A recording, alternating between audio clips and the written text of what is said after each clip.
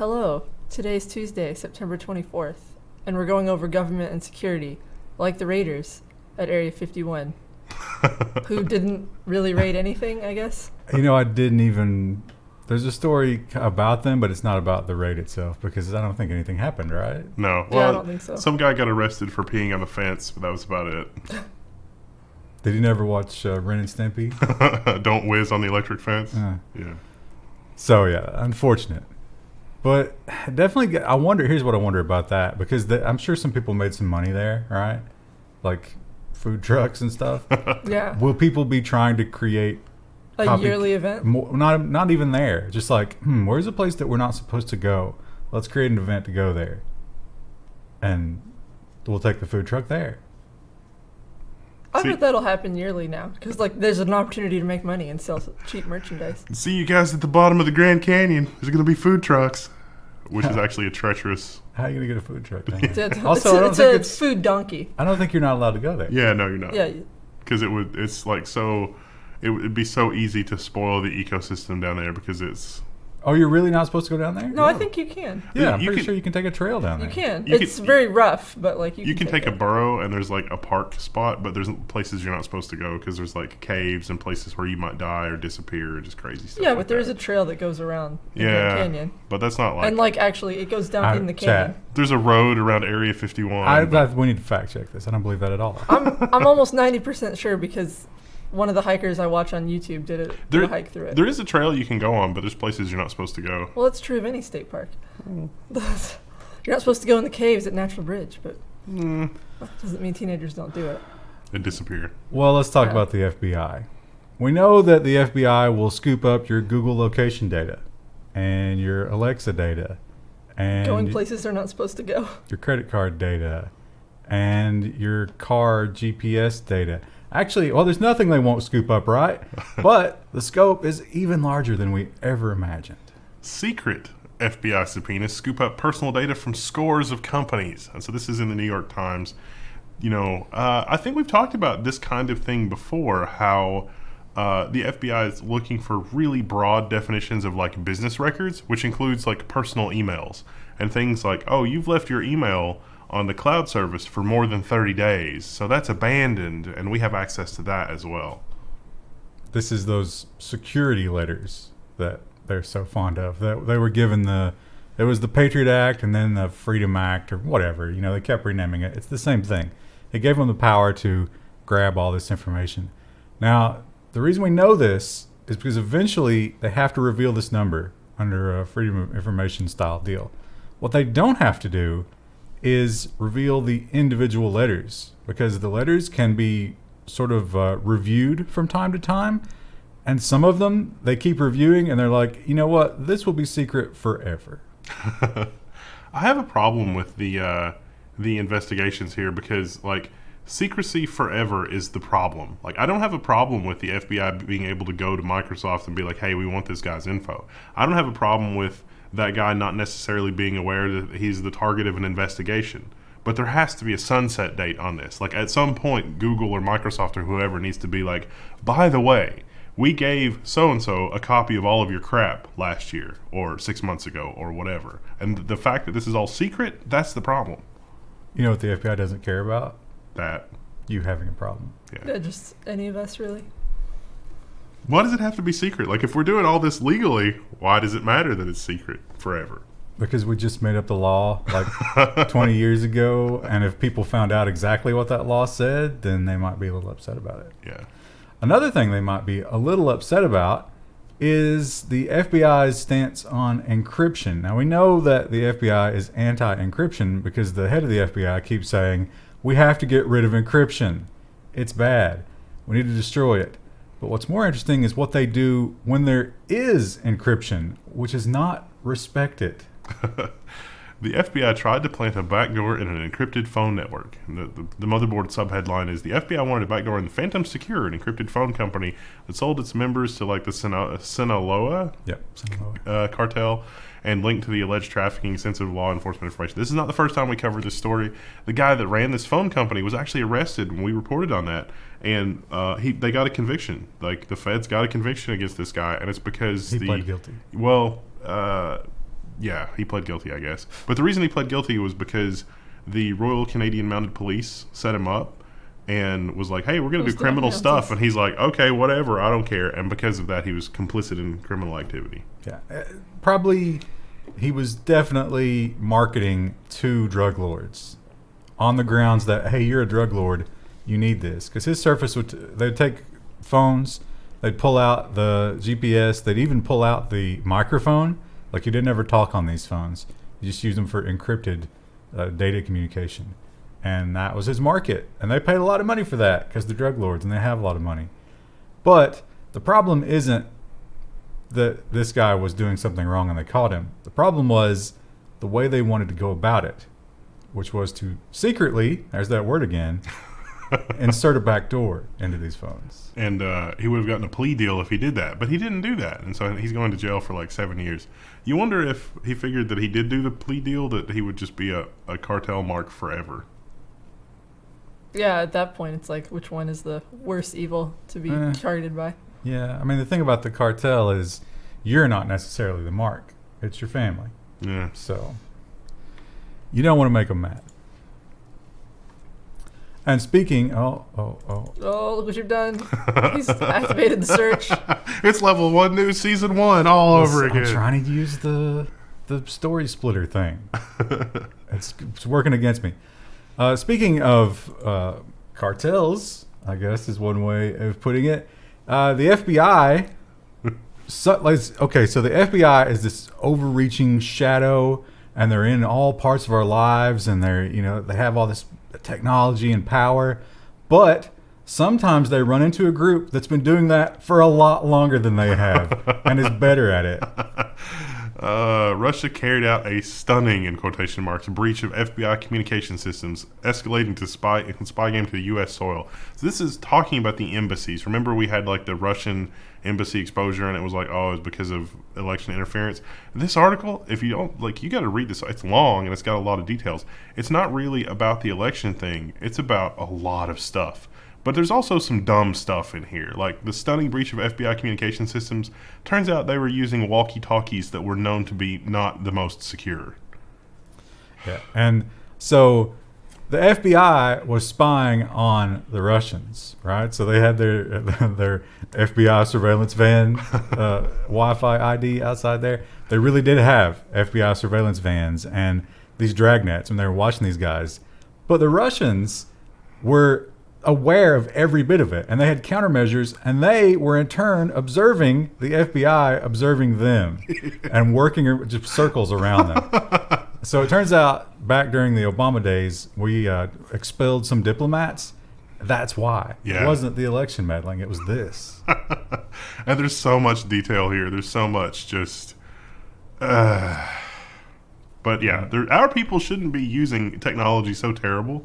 And the article did actually try to figure that out, and it was mostly just bureaucratic. They played themselves. Yeah. They own gold it. Is that what you say? I don't know. It's a sports metaphor. So. No, that's played yourself is not a sports metaphor. Oh, it's not. No, it's a meme. Oh. Congratulations, you played yourself. You've seen that meme? No. Oh. It's all over Twitter. Maybe. You're on Twitter all the time. Maybe I don't know. It's on a different part of Twitter. I've probably seen it, but not understood it.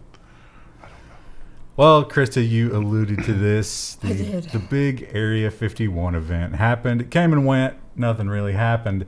But there was that threat. And the powers that be got a little nervous, I think, at one point. Because they saw that 2 million number and they were like, what if the proles really did get out of line? What are we going to do? And I think they want to take some steps to prevent that. Authorities consider taking legal action against Facebook over the Storm Area 51 event. Not just Facebook, but also one of the guys who ran the groups. And he was just sort of doing it as a lark, I guess. I don't know. But, the real question is, who cares about Facebook here? Wouldn't you want to go after the person who actually organized it? Well, no, I think Or are they just looking for another fee, like a fine? No, they're looking at, like I said, I think they're looking at copycats, right?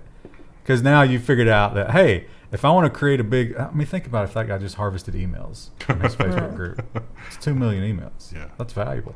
So if people are repeating this or people try to use this to go viral or whatever, then they want to make sure that Facebook is dealing with it and they don't have to. So, Plus, just find Facebook, right? That's the thing you do. Yeah, exactly. It seems like it's just another excuse for a fine. How cool would it have been if the Army had done something hilarious? Like, you remember the thing from Close Encounter? No, it's not Close Encounter. Was it Close Encounters, maybe? Where, like, the ship landed and they were, like, playing the music with the thing and the lights. Yeah, that was Close Encounters. They should have rigged up something at Area 51 and just, like, flown it out over the crowd and then just played that. That would be funny. Just something to mess with them. Or they could have just disappeared them for a couple of days. Put something up their ass and then, just leave them in the desert. Something to mess with them and then cause like a diplomatic incident when all the other countries were like, wait, what is that? It's fun. Well, actually, we're going to talk about some of that in the nonsense section. Actually, that's a big story. That was a way bigger story. If you're really conspiracy-minded, you might think that the Area 51 thing was going to cover up that little nugget that they released. But we won't talk about that right now. Instead, this is a little bit of a non-story. The headline that I clicked through is actually better than the actual headline and made me think there was more to it.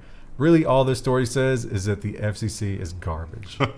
Yeah, so it's in Forbes, and the headline is Robocalls keep pouring in as hijacking threat emerges and how to stop.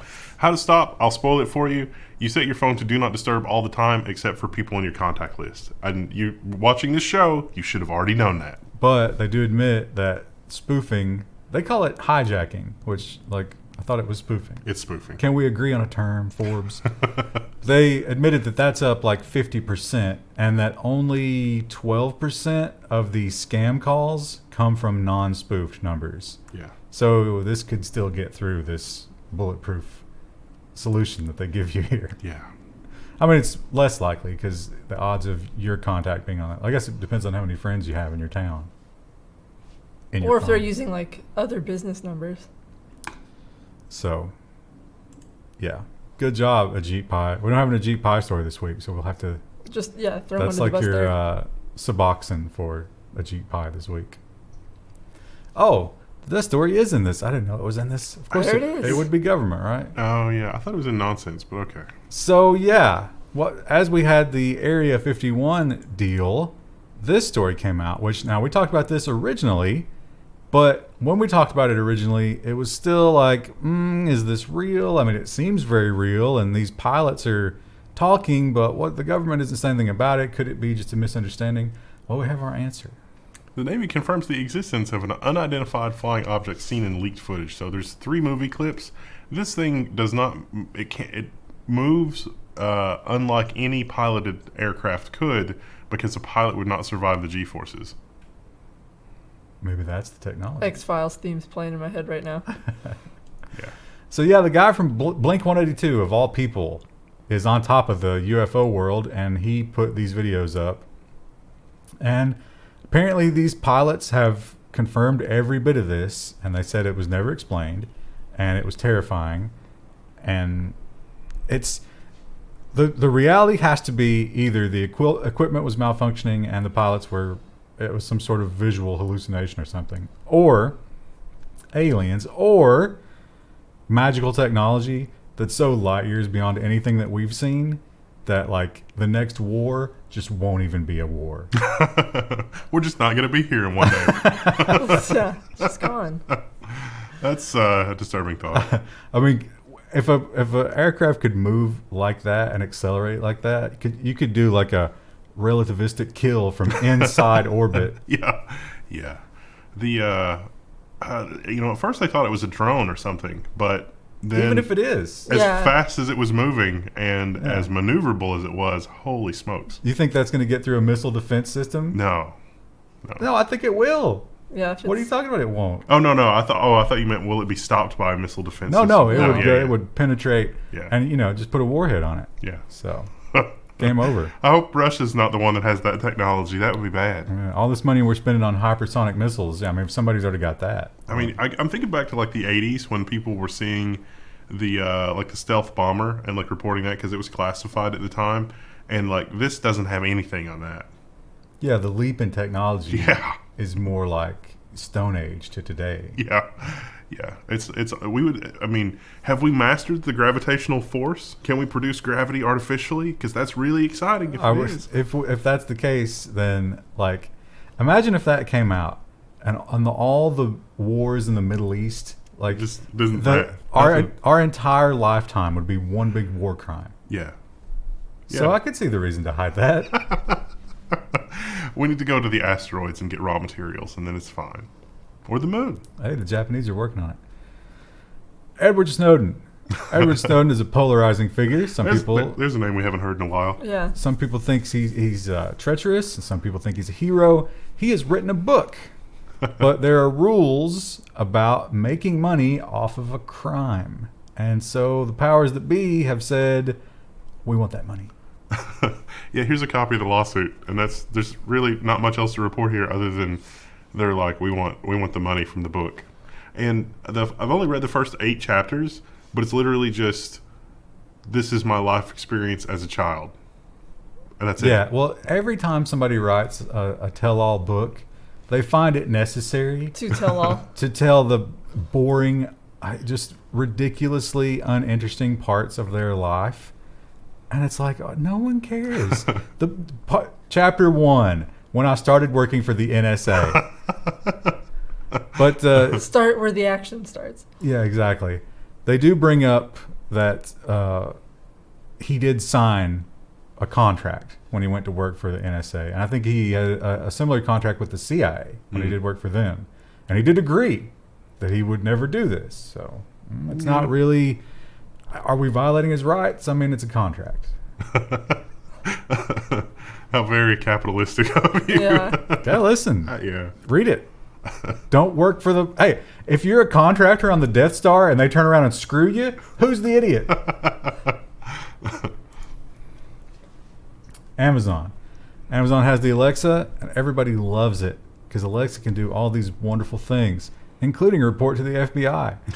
And if you want even more interaction with your government, Alexa can now do that as well. Amazon will soon let you make campaign contributions through your Alexa device. This is truly the darkest timeline. Alexa, donate. That's literally what you do. Yeah. So they talk about, I mean, there's really not much else to it. Now, they do point out here that it's principal candidates, but they updated the story later to say that if the Federal Election Committee considers that candidate a candidate, they can go on the Amazon list. I think there's already 12 people on that list, so... Yeah. Well, that's just the Democrats, right? Yeah. So, the other cool thing about it, well, I don't know about cool thing about it, but Interesting technological thing about it is it will actually give you up to 12 nicknames. So, for example, Beta O'Rourke, that's not his name, but Amazon will accept that. Bernard Sanders will accept Bernie. So, stuff like that. Alexa, give Bernie $5. Yeah, it'll do it. Can you train the Alexa to play a flushing sound whenever you give money to any candidate? You think there are Amazon resellers scrambling to create Change businesses their- yeah. with the name of all the presidential candidates? Truly the darkest timeline. Gabby's surplus aluminum. It's basically. I'm imagining like the political commercials. Like imagine somebody watching a TV ad. Just say Alexa. Yeah, it's like like this person has done this horrible thing and they eat babies. All you need to do to help us is to just tell your digital assistant to give us money. It's just what?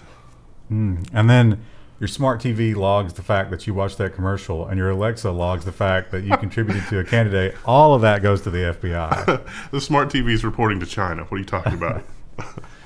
We talked about California, and they're spearheading the privacy initiative. They have the strictest laws when it comes to stopping things like data collecting and facial recognition and putting cameras everywhere and stuff like that. Some cities have even banned cameras, at least facial recognition cameras, not cameras in general. But there is a powerful lobby working on the opposite end of that. And this is not exactly the revolving door. What would be the analogy here? Oh, there's some kind of a joke here. The adjoining suite. The spouse of ring exec among lawmakers trying to weaken California privacy law. So this is the same group of companies that have called for a federal data privacy law for individuals, But here we have the spouse of a ring executive among the lawmakers trying to weaken it. Forgive my ignorance, but wouldn't that be like a conflict of interest? And isn't there some sort of like pre-existing way that they deal with that? No, you think well, so obviously that was brought up to her, and her response was, "How dare you? I'm doing this because I believe in it, not because of anything that my husband does for a living." Well, that being said, you are married to someone who would profit off of this, so we're just going to exclude you from this vote. Krista, you are being just ridiculous here.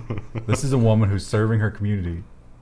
That may be, but not in this case. So she's fighting against very specific parts of it, which like the opt-in part, which would mean that you'd have to opt in to having your facial recognition data on a ring, which means that if I came to your house and that data went in, how would you ever get me to opt in? Oh, yeah. Be impossible.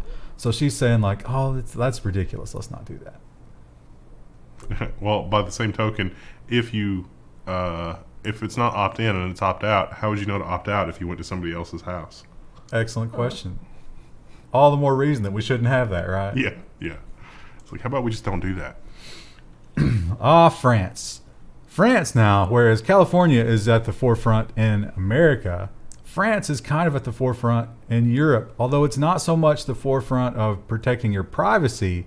That's the stated goal, I guess, but it's really at the forefront of extracting fines from tech companies. They are amazing at it. And you know a big, juicy tech company that has a ton of money? Steam. Ooh. A French court has ruled that Steam's ban on reselling used games is contrary to European law. The whole thing hinges on a technicality. The technicality was that Steam is not a subscription service. So why doesn't Steam just start charging 1 cent per year? To French people? Yeah. I mean, that would be an excellent workaround. But I've also, this story didn't mention it, but I saw one story that said that the fine could be €3,000 per day for 6 months. Wow. That seems like a lot for this. No, but Gaben wipes his ass with that amount of money. But That's like CSGO skins for a day. They could easily pay that. Maybe that's the point then. I don't know. This will have a side effect for like indie games and stuff. I mean, what do you think? I don't know if this helps or hurts smaller game publishers. Well, it would certainly hurt them more than it would hurt Valve, because Valve is still going to take their percentage off of a marketplace transaction. Yeah. Valve probably doesn't care monetarily about it, just the headache. Well, they get like 10% of that versus 30% of the full price. They care. Gaben has intimated in the past that sometimes some of the deals with the individual game companies, like the medium-sized and the larger companies, like the CD Projekt Red, like where they have the game in perpetuity, that Valve absorbs some of those costs for storage and handling and crap like that. Where do you think this leaves the Epic Game Store? Do they operate in France? Probably. Yeah, I mean, this would affect all the other game companies as well, unless there's some kind of subscription service. It wouldn't affect WoW, ironically. Well, GOG, I mean, technically, that's DRM free, so you could sell that. I guess. Yeah. You could give it away, too. Be interesting to see where this one goes. I think they could just say, okay, we'll pay it. And you know what? French prices just went up 10%. Because we know they charge more. Like in Australia, they charge more for games, right? Yeah. So they can do that. Just screw the French people. Why not? Switzerland, I have a lot of respect for, because they are smack in the middle of that horrible continent. And they say, bro, take your trade organization and your little bullshit union, and you just pack it on out of here. We don't need it. They own all the banks, though, so I mean. And they also have that same kind of mentality when it comes to the copyright laws. Swiss copyright law. Downloading stays legal, no site blocking. So copyright holders were looking to have Swiss ISPs block a bunch of pirate sites, but uploading is still illegal, but downloading is not illegal. But it doesn't really clarify how like peer-to-peer services work, where you are both downloading and uploading. That's probably still an offense, but just downloading content is not an offense. But you get the impression that they're not gonna, like kick down your door like a lot of countries will. Yeah. just based on this. We're not going to have any kind of like Jamie Thomas style rulings here where 5 MP3s leads to $1 million or whatever.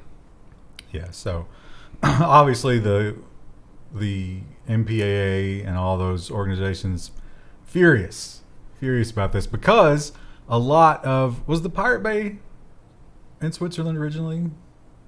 No, I think Does it sound right? I think it's Sweden.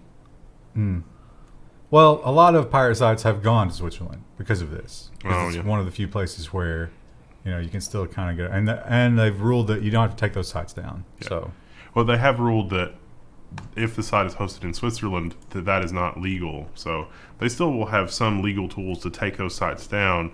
But for people that are downloading content within Switzerland, not a problem. It's sort of weird. in the geopolitical realm, Australia and China have kind of become BFFs lately because China is supplying a lot of raw materials and output from their manufacturing juggernaut to Australia and making a lot of money, kind of like they did for us for the longest time, you know. Australia also gives them a lot of raw materials. Yeah, so nice, right? But what happens when you find out that the other side of this really, really lucrative deal has been watching you? Reuters has it's a pretty interesting article. Exclusive. Australia concluded China was behind the hack on Parliament and political parties. So, yeah, Australia figured it out. And the delegation from the U.S. went there and tried to make it into a big deal. They were like, what? No, we're going to protect the citizens. Rah! Are you going to take that, Australia? Yeah, I mean, that's what it was, basically. And Australia was like, we're hacking them, they're hacking us. I mean... You know we kind of need their stuff, though. We really like these guys. Kind of reminds you of that time that Israel was hacking Washington, D.C. I also like that's really how the article felt. Was like, one, everybody's hacking everybody else, and two, maybe China's just insecure. They want to know what we really think. Are they nice to our face and then they're backstabby, or do they really like us? Really, global politics is just teenage girls. Yeah, it really is. Yeah, that's with nukes. Teenage girls who will get the rest of the school killed as part of their little game. Which I guess if they had the ability to do that, they would.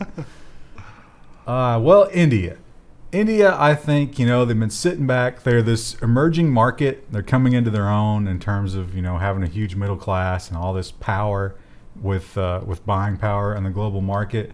And they're saying to themselves, you know what? I think it's time for us to get in this game of finding big tech companies. And this might be the opening salvo toward that. India is telling tech firms to protect user privacy and prevent abuse. And as you read this article, it basically says we have no idea how to tell you what to do to actually do this. We just expect you to do this. Meanwhile, India has had some of the most egregious missteps in terms of user data security because they had the biometric database. What was the one? There was one, the biometrics database was used for cows and then it was adapted to people or something. No, crazy. People were registering their pets and their cows to get the benefits. Yeah. It's crazy. Now, it's interesting that you mentioned that because I ordered these stories in a certain way on purpose. Because on one hand, we have India saying privacy. Privacy is paramount. You must protect it because in India, privacy matters. Then on the other hand, we have this. India is planning a huge China-style facial recognition program. Now, these to me don't seem to be at odds. It's we're going to build this massive invasive database, and we must protect it because we're going to build a massive invasive database regardless of our ability to protect it. But we have to think back about that biometric database that you mentioned, which was hacked in 3 months? Yeah, not even that? Not even. And that's not the first time. There were actually 3 or 4 hacks like that. The voter registration data was also hacked, and some mobile phone network was hacked. So you get all your mobile phones and subscriber info and address, and that's. And they figured out that they secured one version of the software, but if you just downgraded to a previous version and wouldn't let it update, you could register as many new people into the system as you wanted to. Yeah. Thus the cows and dogs. So. Hey, if you can get a federal tax benefit from registering your dog, okay, whatever. He contributes to the household. A security specialist. We're just really good at begging for food. whining. How's Rue's tail doing? She's doing really good. She should have her stitches out by Wednesday. And then she'll be able to take the cone off. What body part you think she'll lose next? Hopefully none. Because there's a new dog park opening and I want her to go. Maybe she'll be ready for her big debut with her shorter tail. You think she'll be embarrassed about it, like self-conscious? I don't know if Rue has that any kind of capability like that. She seems happy all the time, so... Well, what about, Rue is, I guess she's kind of like into her teenage years, right? Yes, early 20s, according to the chart on the vet's office. So she is right in that pocket of people who are being heavily influenced toward vaping. How worried are you about that? I have caught her taking a couple puffs of my husband's, and I'm like, Rue, we've talked about this, and Rue says, woof. Her little growing lungs. Yeah. Well, it's a good thing she's not in India, because India, alongside their new database and their privacy rules, have taken a stance on vaping. India. Oh, sorry. Go ahead. I didn't know which one I was going to read it. India bans e-cigarettes as global vaping backlash grows. The vape nation grows bigger every day. But not if India can stop it. Well, the ban is following vape-related deaths, so... Which are at, I think we might be up to 400 now? Yeah. Compared to tobacco. Is that confirmed? 400? Yeah, I think, what they figured out is that, so... You can diffuse nicotine in water. You can't diffuse THC in water. So you have to have some kind of oil-based deal. And the oil is what causes the issue? It's not even the oil. It's like the oil was never meant for that. It was meant for something else, and it has additives like, I think, vitamin E, maybe? And vitamin E is not supposed to go in your lungs. Or whatever it is. It's something benign, except until you put it in your lungs. That's true of a lot of things that are quote unquote natural. It's like, yes, that's fine to eat, but you don't really want to rub it all over your skin. But it doesn't really condemn vaping per se. Here's what I think. I think everybody is getting on the vaping bandwagon, and eventually they're going to be like, okay, we have to regulate this, and because we have to regulate it, everything has to go through the FDA, and because everything has to go through the FDA, there's a 50% tax. Probably. Mark my words on that one. And Philip Morris is already ahead of the game by buying Juul. I think Philip Morris is got to be behind some of this, right? Yeah.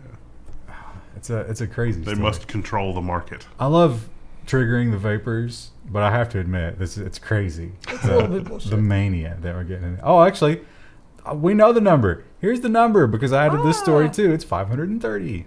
Vaping criminal probe announced by the FDA as illnesses rise to 530. Don't worry, this story confirms that these are illicit vaping products and illegal vaping products, not actual sanctioned from vaping company vaping products that are causing the deaths. Mostly. So it's really, there's not much to that story. It's just that we've found another thing to be crazy about, and it's vaping. It's gonna kill you. Only if you start vaping battery acid and household mixing your own, and solvents and whatever. I wonder how much of that is like blogs where it's like, I mix my own organic, natural vape juice. I didn't think about that. Well, there's probably a little bit of that. But I think not all of it, but probably some. I think the starter fluid for vape juice is just that vegetable glycol stuff, right? Yeah. So you just put flavor in there, right? I think that even that would be pretty safe. It's when you try to get the THC to diffuse into something. It's got to be. It's time for the leak/breach of the week. We're going to consolidate the two because it's all really the same thing, right? Either somebody gets in or somebody leaves something without a password, and it's the same thing. It's your data. It's out there. There's nothing you can do about it. Just remind you. Millions of Americans' medical images and data are available on the internet. And scroll down, there's an x-ray there. A lot of x-rays. So the question that I have is, why do the x-ray machines need to be in the cloud? I guess if you're consulting other doctors? That's what I was going to say. Yeah, that's the only thing. It's training the AI? Listen, doctors are so busy, they cannot be bothered to send patient A's medical records to Dr. B. They do have medical, or not medical, but like staff who are supposed to do that kind of thing, but Would- maybe they're busy too. When you use the X-ray machine, it automatically posts to a GeoCities page, and all you got to do is type in your name, and the other doctor can search it. I kind of got that impression because they said that Yeah. they didn't say exactly how to do it, but they said if you had just like the most basic knowledge Yeah. of how websites work. I get the idea that you were just filling in some URL parameters Yeah. to find whoever. Yeah. I like to imagine when that story was posted, like someone saw that in their newsfeed and was reading it, and they like scrolled down and they're looking at the pictures and like, is that my job? Well, they said if you've had one recently, you should call the hospital and ask them how they're doing all this. Of course, the people you talk to on the phone at the hospital aren't going to know. Yeah. So. Yeah, and they're trained to be like, no, all of our stuff is really secure. And it probably is up until the point that the X-ray technician is like, nope, just upload all, don't care, don't want to think about it, don't want to think about this, just upload. Or that's how they were trained. I mean, they're not really technical people Yeah. in, But- in that sort of sense. You know what I mean? If you had some kind of really unique, like, one of those metal plates or, screws or whatever, you might be able to find your own X-ray in there. That'd be interesting. But at least it's not as bad as Ecuador.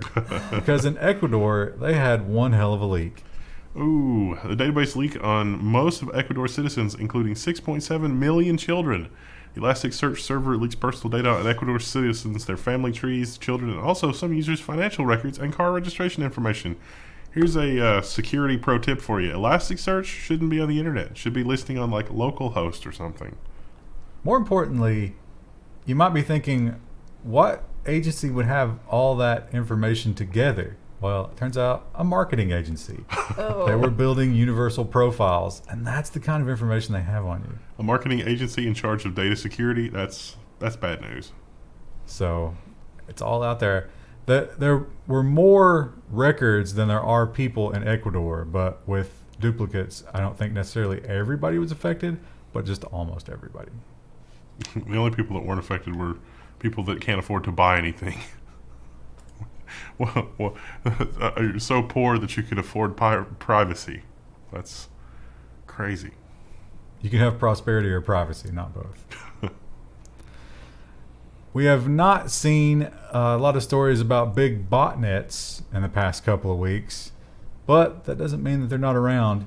This one came before, and now it's back, but because of its previous activities, it has more ammunition. World's most destructive botnet returns with stolen passwords and email now. The new botnet is putting together convincing emails from people that you've corresponded with in the past using pieces of emails that you've corresponded with in the past. I got an example here. And there's malicious attachments. And the malicious attachments are amazing because when you open the document, it's like, sign into your Office 365 or enable macros to see this document. And so if you do that, it's bad news bears. I think we had a client have something like this Oh, yeah. a while back. And I Well- had to explain to her, like, do not. Do not open If you this. get an email from her that says, per my last email, Yeah. don't open that Word document. Yeah. So it's pretty impressive in terms of malware email technology, that they're able to extract pieces of old emails to try to make it look convincing. Now, it probably, if you read closely, it probably is disjointed and crazy, but then again, some of the clients that we have, disjointed crazy emails are standard issue. For, first DeepMind solved, Go. And now DeepMind is the most efficient AI to deploy malware. Yeah, once the genie's out of the bottle, you can't really stop it. If you've paid the government recently, wow, that was unpleasant, wasn't it? But it might have been more unpleasant than you can imagine. They're doing what with my tax dollars? Payment card thieves hack Click2Gov bill paying portals in 8 cities. New wave of attacks comes after previous Click2Gov hack compromised 300,000 payment cards. So it turns out payment card stuff secured by the lowest bidder, probably not a good idea. Click to steal. That might be the headline for this. This segment. If you are using a password manager to try and manage all of those passwords on your sites that you're changing regularly, right? Because they keep getting hacked and you're not using the same one on every site, right? Because if it goes to the dark web, then they can get into anywhere that's using your email address. Well, you pretty much have to use software. But you still might be screwed. LastPass bug leaks credentials from the previous site. LastPass has released a fix last week. Vulnerability details are now public. Basically, like when you get ready to use a password on LastPass and you set the thing, if you go to another site that you use the password with, that site could steal the previous site's password, which doesn't really seem like a huge deal, but it is. I mean, it's potentially bad. It's very specific. Yeah. Well, if you had a legitimate site that redirected you after you set a password, maybe. Well, no, but then you'd be getting that password. Yeah. No, it'd have to be more complex than that. Yeah. I mean, it's one of these things that a security researcher came up with, and what are the odds? But again, if you have, for example, the Chinese government behind this with a think tank, they might figure out a way to use it. The FBI has convinced, Gmail to it's like we need to steal their password from this, and it's like, all right, we'll add that to Gmail. You'd never know. RDP, it's super convenient. It's amazing. Imagine back in the day when we said to ourselves, gosh, I wish I could use that computer, but I'm not there. And Microsoft figured it out. And it's great. But it gets hacked. A lot of people want that because, hey, it's unfettered access to a computer. And we really didn't know how often it was happening other than empirical results. But because of some updates that have been made to software, we now have some solid numbers. And they're terrifying. Exposed RDP servers. So if you're running Windows and you've got remote desktop turned on, you're going to see 150,000 brute force attempts per week. And so you're going to want to turn that off. You're going to want to use a VPN. Even running RDP on a non-standard port. Once the bots discover that RDP is running on the non-standard port, you're going to get exponentially more attacks every week.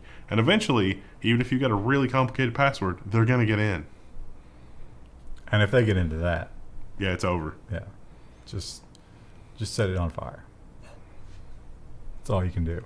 And if your computer is part of a network with lots of other computers, it's bad news for those computers as well. It's bad news all around. Open source is an interesting world because software gets shared and it's collaborative, but then you get weird things like people wanting to control your language on open source. And so it's like, well, once something is out there, who owns it? Is it okay to take it back? Interesting questions. In this case, one person did that very thing. It was maybe a Pyrrhic victory, but he felt better. Developer takes down Ruby library after he finds out ICE, that's Immigrations and Customs here in the U.S., was using it. Now, ICE here has been doing some questionable things with regard to immigrants and deportation and a lot of really scary stuff. And the article says the developer had read about those things and was like losing sleep at night and couldn't figure it out. And so ultimately he decided to just kill the library. The media would never blow those things out of proportion. Sure, this was justified. It is really scary how much media is like, let's make this the most ridiculous thing ever to get the clicks because that's how we make money now. Especially, I mean, we're part of the media. Yeah, well, yeah. But especially when they show you those horrible pictures that are from 2012. Yeah, Krista, what if you discovered that some of like your CSS libraries were being used to like murder children somehow? I probably would have done the same thing this guy did. I'm a sap.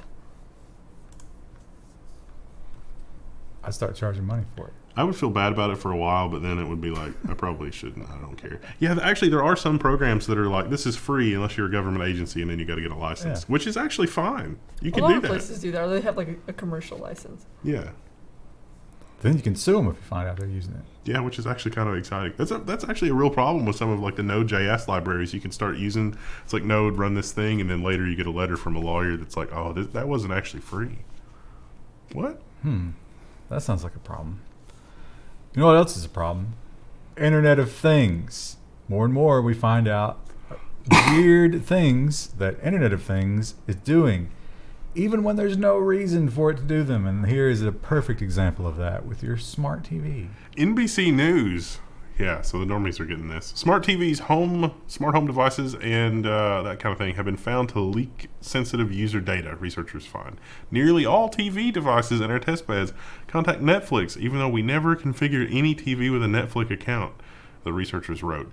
Yeah, it turns out that it's in manufacturers' commercial interest to make all of their TVs smart TVs so they can mine data and sell you ads.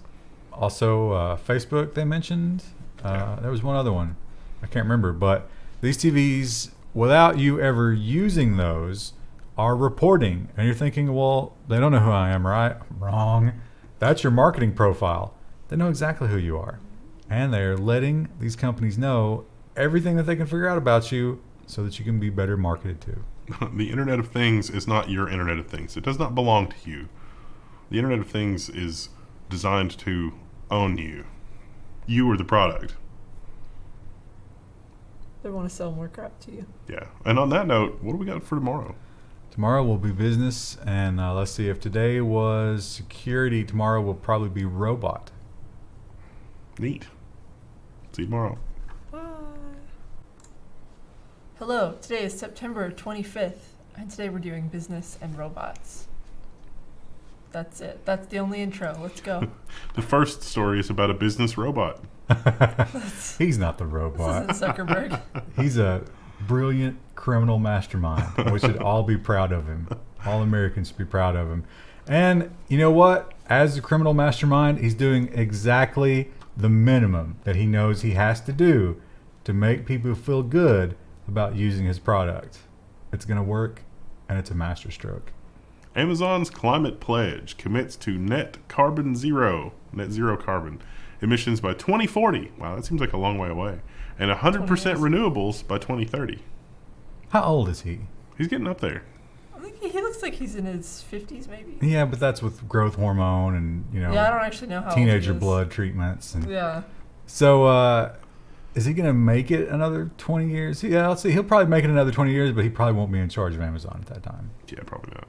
He's got kids, right? Hmm? One of them will take over. It's a dynasty. Yeah. I've got to wonder how hard they're being groomed at this point. Is it so hard that they're going to be damaged goods by the time they take over? Well, with the divorce, those kids might get so softened those are up. trust fund kids. They're going to go, become professional skiers or something. I always really liked the way that was depicted in the IT crowd. It's like Renholm and Renholm Jr., because that is so true to life in so many scenarios. You know what he should do is he should, as soon as they turn 18, they go right into a warehouse and they have to work their way up. They have to experience the pee bottle thing. Yeah, that would be nice. I don't think he'll do that. And No. he goes to his dad and he's like, Dad, I think maybe we should give them longer breaks. And he's like, shut up, son. Just smacks him. For that, you'll piss 2 less times tomorrow.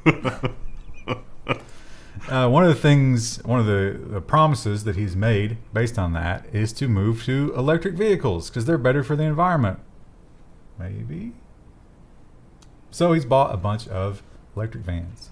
Amazon orders 100,000 electric delivery trucks from Rivian as part of going carbon neutral by 2040.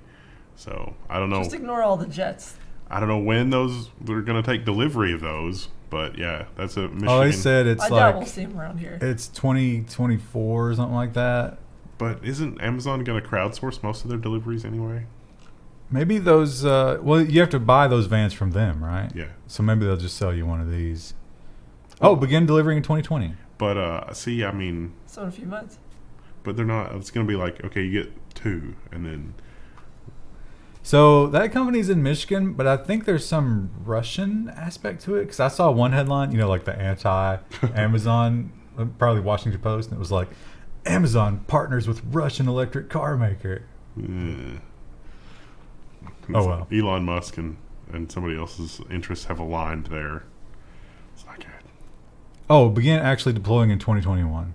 Yeah. Okay, so soon. But like you say, that could be 20 of the 400. You know what? They're doing something, I guess. I Small wonder, step. what do you think the range of a fully loaded electric van would be? It's probably pretty good. I mean, because you got the regenerative braking and like stop and go driving. Internal combustion has never been great for stop and go driving. Well, they definitely will be doing that. Amazon has also decided to go into a new business, which is not really new, but a new part of that business. And I don't know how big this is, but one thing about streaming is that is compressed. There is some compression, and you can choose different. You can do like the higher bit rate on some services like Google and Spotify, but you're still getting compression. If you want the real thing, the CD quality, you need lossless. And guess what? Amazon Music is rolling out a lossless streaming tier that Spotify and Apple cannot match. I like the subheadline there. Rip title. Title. I don't think a lot What? of people use title. What's title? Who's that? It's Jay-Z and Beyonce. Yeah. And Kanye, I think. We Well, I reported think- them for getting in trouble for inflating their numbers. I think Kanye ended up suing him, didn't he? He did. Yeah. Because his numbers were inflated. Or no, he was saying they were downplaying his numbers. But no, I thought it was like they reported he thought- crazy high streaming numbers, but they only paid him royalties on a much lower number. So either they were inflating it or underpaying him. So, what this means is that for what is it, $13 a month, I think, which is cheaper. Tidal is $20, but for $13 a month, you can get lossless. Now, I imagine this is a download because they said they're going to be FLAC files, Those are pretty big. and streaming that would be a lot of data. But what happens when you end your subscription? I imagine it goes away. Although on the last episode, because I was like, why are streaming services terrible? A lot of people in the comments pointed out that you can actually still buy music outright without DRM from Amazon. But that's not subscription. No. This is the Prime style. So there's got to be some way that they're DRMing that they can turn off later, which means that maybe you are streaming it somehow. I'm not sure. So they're going to call it HD music, of course, because why not? And Ultra HD, which is 10-bit or 16-bit and 24-bit respectively. When asked, like, hey, there's already a name for this. It's lossless. Why are you calling it HD? They were like, oh, we think our customers will recognize that more, meaning these morons don't know what lossless means. That's the thing. If you're someone who's such an audio snob, you would know what that means and it would matter to you. But if you're just like a regular pleb like me or Wendell, especially someone like Wendell, like, you wouldn't care about lossless. Like, No, but here's the so thing. it's not really a selling point. Here's the thing, Krista. There are absolutely people out there who will be like, oh, the music could sound better? Let me get it. And they're listening to Taylor Swift on their earbuds that came with their iPhone. Yeah, and that's like, And- you need all kinds of equipment and like, But you they're have to still kind of going be to a pay snob it. We about it. already got 7 comments about how the Apple earbuds are not terrible. Well, they're certainly not going to Well, that's what take I'm saying advantage though. of Like, this. the average person who's probably, going for a streaming service like this isn't. I just don't know. Like, who's the market for this? I bought those Hi-Fi Man headphones, and they're not like, Scooted out earlier. I guess they're kind of like mid-tier if you consider like the super, super good stuff, but they're probably more than most people would ever buy. I think when they were new, I paid like $350, $400 for them. It's more than I paid, confirmed. Yeah, and I tried FLAC versus 320 MP3. I was hard pressed to tell the difference. I could maybe tell a little bit of the difference and how clean the cymbals were and the really high stuff, but I was really like taxing my hearing. I don't know that I would notice it in casual listening. One of the guys here left that pair of Bose headphones that was mangled because they ran over them with their chair, and I managed to fix them. And I've used them, like they just left them. And I've used them to listen to the audio on planes for like movies and TV shows and stuff. And I'm surprised at how good they sound.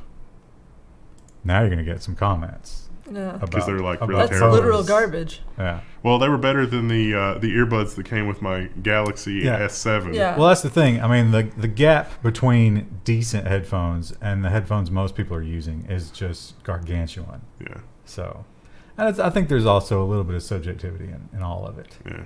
Kind of like wine. Yeah. I was not surprised enough to buy new Bose headphones for sure. I will only ever have chair And Wendell mangled. is the kind of person who really doesn't have any like impulse control when it comes to technology. Yeah. And he didn't buy them, so that should Yeah. tell you something about. But I will say that like the open back expensive headphones, I'm not like sorry I bought them. They are really nice. So, whatever makes you happy. If it makes you happy to pay $13 a month to feel good about listening to music through Yeah. your crappy headphones, through your Beats, go for it. Yeah, whatever does it for you. Last week we talked about AT&T and their TV numbers, and it was not good news. Foreshadowing. It was actually really bad news, and we asked them ourselves, I wonder how much longer they are going to stick with this terrible TV plan, and perhaps the answer. The Wall Street Journal has the headline, AT&T is exploring parting ways with DirecTV $49 billion. That was the number. I had forgotten it was that large. $49 billion to buy DirecTV, and they're like, you know what? Maybe that wasn't a good idea. What do you think? They just want to take some time for themselves on their trip to Cancun. Just take a break. If they break it off, what do you think the valuation would be? Like $5 billion? Maybe. Yeah. So I mean, they're going to be stuck with that debt, and it's going to be a downward spiral. Is AT&T part of your index fund? You need to jettison it like now. I think that's the idea. That's the bad bank. Now, I was kind of torn on which of these stories to put first, and Krista chose to put this one first. So let's see if you agree which one of these should have gone first. AT&T sued for allegedly inflating DirecTV Now subscriber numbers. Wait, what? They've inflated the DirecTV Now subscriber numbers? This was like the streaming service where you could get it on your devices. So it's not exactly DirecTV, but it is meant for DirecTV Now subscribers.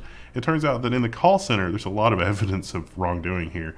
But in the call center operators were encouraging the call center employees to just make up fake names and people that were subscribing to this service. Well, not only that, but to just flat out lie to you. So if you were signing up for AT&T service or for DirecTV, for example, they'd be like, hey, we've got this online streaming thing, and it's actually free. You want me to sign you up for that while you're getting DirecTV? And they're like, well, if it's free, yeah, I guess so. It wasn't free.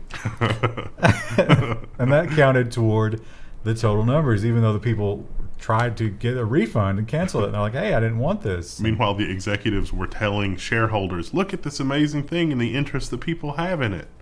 Yeah, and as we talked about last week, even with that, the numbers were in decline, even for the streaming service. So everything was going down. They lied, but not big enough. That seems criminal. That seems like some people should be like going to jail for fraud. Well, hang on there. You might be thinking that you could sue AT&T, right? Well, you might want to read your contract. AT&T says that customers cannot sue the company. Now, this isn't for the thing we just talked about. This is for the thing we talked about a couple of weeks ago. Remember when AT&T was selling location data to bounty hunters? AT&T has said, hey, the fine print of your contract says you're going to go into arbitration, so let's go to arbitration. Now, here's the cool thing about arbitration. And this will empower you as a consumer like no other thing in the world. Because arbitration is so controversial and they don't want to be sued for requiring it, you can almost always opt out of it. But you have to say, I want to opt out of this. You have to refuse to sign the piece of paper. If you're buying a car and they give you an arbitration agreement, run out of that dealership, because not all dealerships do it, and the ones that do, guaranteed, if you get a lemon, you are never going to get any satisfaction on that car. And a lot of them will do it, the bad ones. I say I've never had that experience with a car, but We'll sneak it in there on you. Yeah, you might not, like, because you got to sign 5 million papers, right? Yeah. So you actually have to pay attention to what you're signing away there. Isn't that standard? Never mind. I send contracts to clients every day, and it is in fact true that no one reads them before they send them back to me. So, well, if you own a home, and even if you don't, you've probably, if you're in the U.S. at least, you've probably been to a Lowe's and or a Home Depot. It's just one of the requirements of life. They have the things that you need for your dwelling. But what if I told you that while you were there, you were being tracked the entire time? Biometrics class actions target Lowe's and Home Depot for anti-shoplifting surveillance systems. So how cool would it be to have all these cameras and tracking things in Lowe's so they could look for serial offenders and people that are doing fishy looking stuff with the product merchandise and having an associate show up? And it's just gone are the days where it was just, simple paint huffers looking for a high in Lowe's. But not only that, they can, just because your face is appearing on one camera after the next, they can map your shopping experience. They can see what you might have been. Oh, look, he was in the power tool section. He didn't buy one, but he spent a long time there. Send him a discount for power tools. Let's get him back in here. That kind of thing. I'm sure they're doing it. And maybe even selling that data to the companies who make the power tools. Hey, here's a possible customer. And the thing about it is, it turns out that Illinois has really, really strong laws against biometrics. We've talked about that before. And people have been testing how far they can take these laws, and this is another case of that. Although the Home Depot one was in Atlanta, I think. Yeah. So I guess they have the same thing. I have done some experiments. I've noticed that retailers, like the local retailers, if you search the global website for specific products a lot, they will start to carry that product locally if you search for it a lot. Yeah. So like Lowe's, for example, I actually ordered some stuff off of the Lowe's.com for local pickup, and it was just like little plastic shelving things, and then all of a sudden they carry them in the store now. And price-based or search-based pricing. So if you search for an item a lot, Bud's Gun Shop, you will notice the price inching up, and you'll notice them get one in the local store. Well, there's only one local store, but we happen to live near it. So yeah, a lot of that. And that's did you see the tweet someone put up about Uber, where they actually charge you a different amount based on low battery on your phone? Oh wow. Because Oh yeah, we've reported on that before. if your battery's low, you need to get that ride right now, right? Because you might not have time to get it later on. Terrifying. But effective, I guess, right? Last week, Apple put out their new range of products, and people are Losing their mind. excited, I guess. And they have one of the new features on their camera. I think the big takeaway after all the reviews of the phone is that camera is amazing. Like, that's the big thing. And it can shoot at 120 frames per second, so you can do slow motion. And Apple is trying to create a new word based on that. Apple is trying to trademark Slowfie, as in a slow motion selfie. It really just rolls off the tongue, doesn't it? It's Slowfie. I'm ready to activate the cyanide capsule in my large molar. It makes me think, like, saying that word makes me think slough, like sloughing dead skin off your Slophies. feet. Yeah, and I find it uncomfortable to say because of that. Yeah, it's not a great word. So it turns out that, you can't trademark 120 frames per second. What they're looking to do is trademark it for apps that use that fast camera to do slow motion after the fact. They don't have that yet. They don't offer it, but I guess they will. Trademark, no. Sad. Slow selfie sounds better, I think. I wonder what, like, anybody in the audience, a cultural anthropologist, you want to comment on the whole selfie thing? Like, Now, what would be a more meme-worthy word that means to slow something down? Oh, we're not allowed to say that. that's Slowfie. Oh man, what if you they trademark that and they try to use it and then it starts to be a replacement? I know what 4chan's next task will be. Oh, don't give him an idea. Well, speaking of things that might be a little bit slowfy, it's competing in the streaming world. There's so many streaming services right now, but that is not going to stop NBC. They are ready with their service. NBC Universal streaming service is called Peacock, and it's launching next April. It's got a ton of shows. They're really, really trying and hoping that people are going to watch this. It's got The Office and a whole bunch of other things. Also, Psych. 30 Rock. I like it that you like Psych.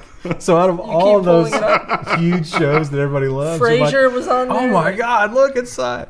I was excited to see 30 Rock, but I'm not paying for this because I have my own copy of 30 Rock. Yeah, I don't like Obtained legally. very many of these shows. Now, these were shows that originally ran on NBC, right? So Yes. Parks and Recreation, The Office, 30 Rock was on there. Friday Night Lights, Frasier, It says Parenthood. SNL, so I'm assuming all 75 Will and years Grace, of SNL. Brooklyn Nine-Nine. What is- Brooklyn Nine-Nine's really popular. I haven't watched it, though. I've never heard of Superstore. What's Superstore? I don't Top know. Chef. Yeah, they've got a library. They're going to use it. Keeping Up with the Kardashians is mentioned in there, too. That's huge. Did they mention a... Oh, yeah. It's free. Ad revenue. So you'll be watching commercials on this. Now, they're not sure how exactly it's going to roll out, like how you'll access it.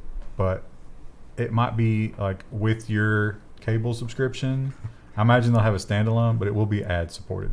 I'm really looking forward to the day that one of these services, it's not ad supported, it's like digital assistant supported. Like you interact with a HAL-like intelligence who is asking you questions and engaging you to build your marketing profile, and that's how you get the content. It'll be like free-to-play games where you have to, do little tasks, but each one of those tasks is building a psychological profile for the advertisers. This is the future that we are entering right now. Drink your verification can. If you're a young person who's trying to get, it's like, how can I get into programming? Start building that. Yeah. That'll be worth a bunch of money. You're starting to get into a program. Just build this thing. Start working on taking like classic moral questions from psychology and converting that into an advertising profile. What was the experiment with the button and like the people that were suffering horribly?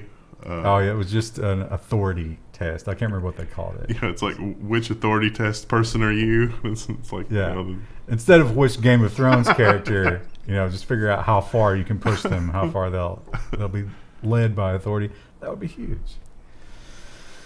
Speaking of streaming, the granddaddy of them all, Netflix, is trying to stay afloat among all of these young upstarts, and losing The Office was a big deal because apparently people will just watch The Office over and over. And I don't understand that because I had a roommate like that in college. She would just watch it over and over again. Krista, how many times have you watched House? That's not important right now. What's important? Let's get a Lord of the Rings trilogy count. Oh, that one I'm not even ashamed of. It's probably at least 1,000 times. I don't know. And how many? Wait, since middle school. Was it like 12 hours total? In middle school, I would come home after school, and I would have an hour to myself before Mom got home, so I would start my homework and turn on Lord of the Rings. And I would get to watch like an hour every day that way, because my mom was like, I can't watch anymore. So I couldn't watch it when she was home. But you don't understand how people could do that with The Office, right? Yeah, I don't understand it. Well, The Office, listen, I could watch them charge across the Pelennor Fields every day. Some people feel that way about The Office. I can't watch Scott's Tots every day. I would give you an analogy, but I've never seen it. So anyway, they've lost that. So how do you replace it? They think they have the answer. Netflix lands Seinfeld. They get Seinfeld. $500 million, but they lost Friends in The Office. I'll admit that in terms of sitcoms, Seinfeld was one that I laughed at more often than not. I haven't seen a lot of episodes of it. I haven't either. But the few episodes that I've seen, just the absurdity of it, because it seemed true to life, but at the same time, like, why is we as a species punishing ourselves this way? Yeah, and the whole idea of, of course, a lot's been made out of this, where the show didn't have, there was no pitch. It really was a show that was just random. It was about nothing. It was just about a guy who happened to be a comedian. I don't know.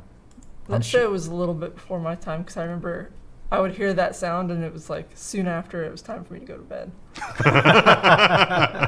I never watched it in the original run. It was because they would rerun that thing like 3-4 times a night on a local station. So you almost couldn't miss it. It was just background noise. It's about the time that our little local station transitioned from running Andy Griffith 500 times a day. It started running The Simpsons and Seinfeld 500 times a day. Yeah. So, well, we talk about streaming, and for those of you who are desperately clinging to traditional television, maybe you've got DirecTV. You might, in order to defeat those ads that you have to watch on traditional television, you might have yourself a nice DVR. Perhaps the granddaddy of the DVR, the TiVo. And you get that to skip commercials, right? Right? Isn't that what that's for? You would think. TiVo tests running pre-roll ads before DVR recordings. And TiVo is a subscription service. So you subscribe and you get pre-roll ads? I think TiVo has forgotten how they exist. I think they might stop existing. It sure looks that way. That's crazy. Like, why would you do that? It's like, I want to not have to deal with ads. Why would you force me to deal with ads? If you live in a home that has DirecTV running on TiVo, it's kind of like having a Tyrannosaurus Rex and a Triceratops right there in your house. These relics of the past that should not exist anymore.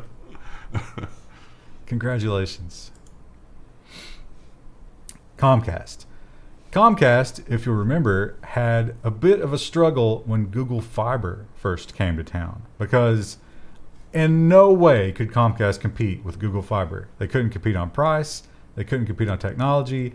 They're the worst company in the universe. Yada, yada, yada. Stop me when. Yeah, and so desperate to fight back about that, they came up with some interesting sales tactics. Comcast promised not to raise prices, and then guess what happened next? So Comcast has been accused of reneging on lifetime price promise in Google Fiber City. This is in Utah, and so Comcast was going door to door when Google Fiber was first rolling out here in Utah, and just going nuts, and the door to door salespeople will wrote in this is permanent, this is a lifetime price, there's never going to be a price increase. A lot of people have paperwork to that effect, and the price increases have been from $5 to $50. It almost seems random. There doesn't seem to be a pattern here. Would not seem to be a lifetime price after all. So it turns out that Google Fiber kind of stumbled and they couldn't finish their build out. They weren't able to cover what Comcast feared that they could cover. And once Comcast figured that out, all of a sudden those lifetime plans weren't honored anymore. These people called and complained, and they were told very flatly, we do not have a lifetime plan. You were lied to. Pay your bill. Neat. It's going to be interesting to see how that works out in the lawsuit. Well, like you say, some people did keep their paperwork. Yeah, I mean, how crazy is that, though? It's I'm going to keep 5 years old sales material from... I mean, you got it. If you're dealing with a door-to-door Comcast person, is there anybody less trustworthy?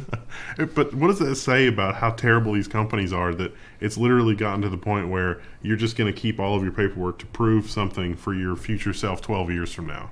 I do that with my landlord. I just assume that everybody is awful, and so they tell me things and whatever, and it's let's just keep all the documentation of that. Well, worst case scenario, you might not need it. But most or of the time you best do. Case scenario, but yeah. I guess worst case scenario is that starts the house fire. Yeah. But that's probably not very likely. You need to hoard somewhere else. It is hard to know which things are going to be relevant in 5 years and which things are not. And sometimes it does take a while to find the appropriate documentation. But it usually comes out in the end. So, here in the U.S., we have unions. I have unions everywhere in the world. It's not unique to the U.S. But we have labor unions, and almost always the sort of template for labor unions in a new kind of market that doesn't have them is the United Auto Workers. Every single American car company has a union. Oh, wait, not every single one. Tesla was required by the National Labor Regulations Board to post signs at its Fremont factory saying, hey, look, you totally can form a union. They did not do that. Well, I think they did do it, but only after they were literally forced to do so.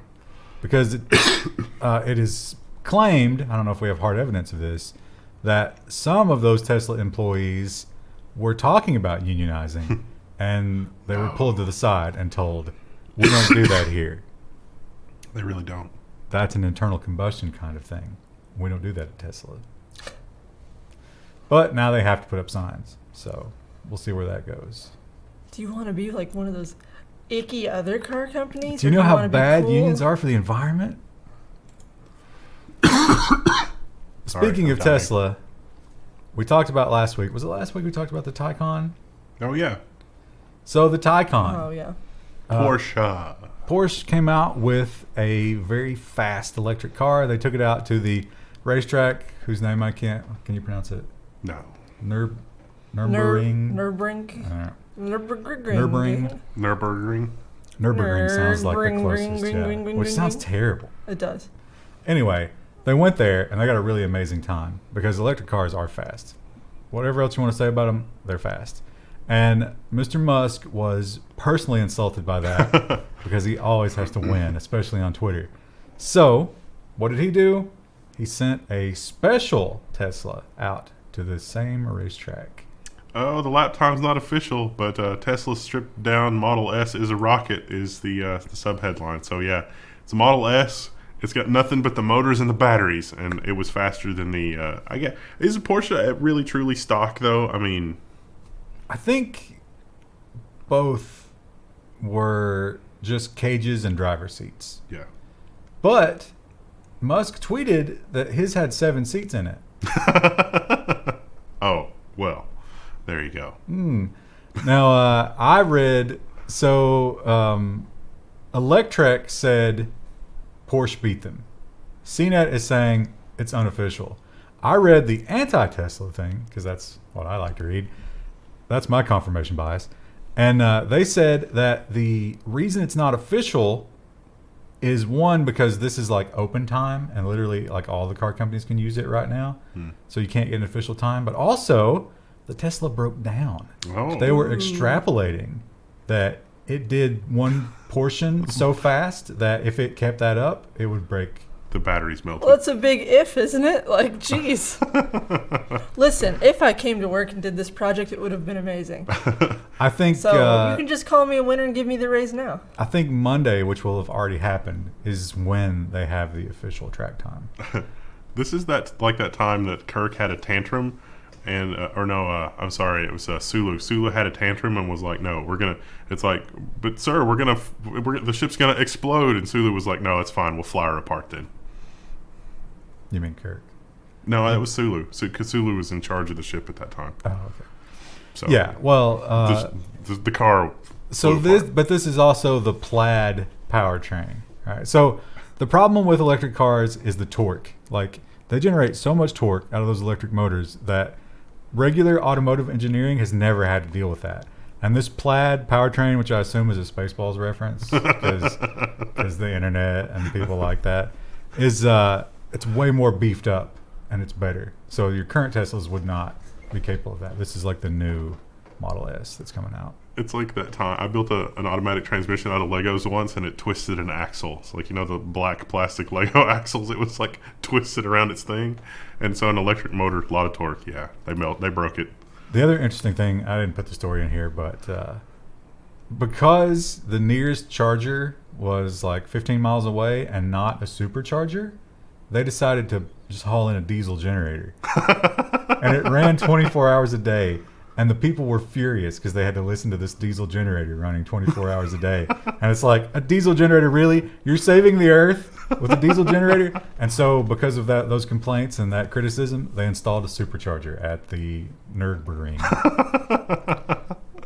The Nürburger.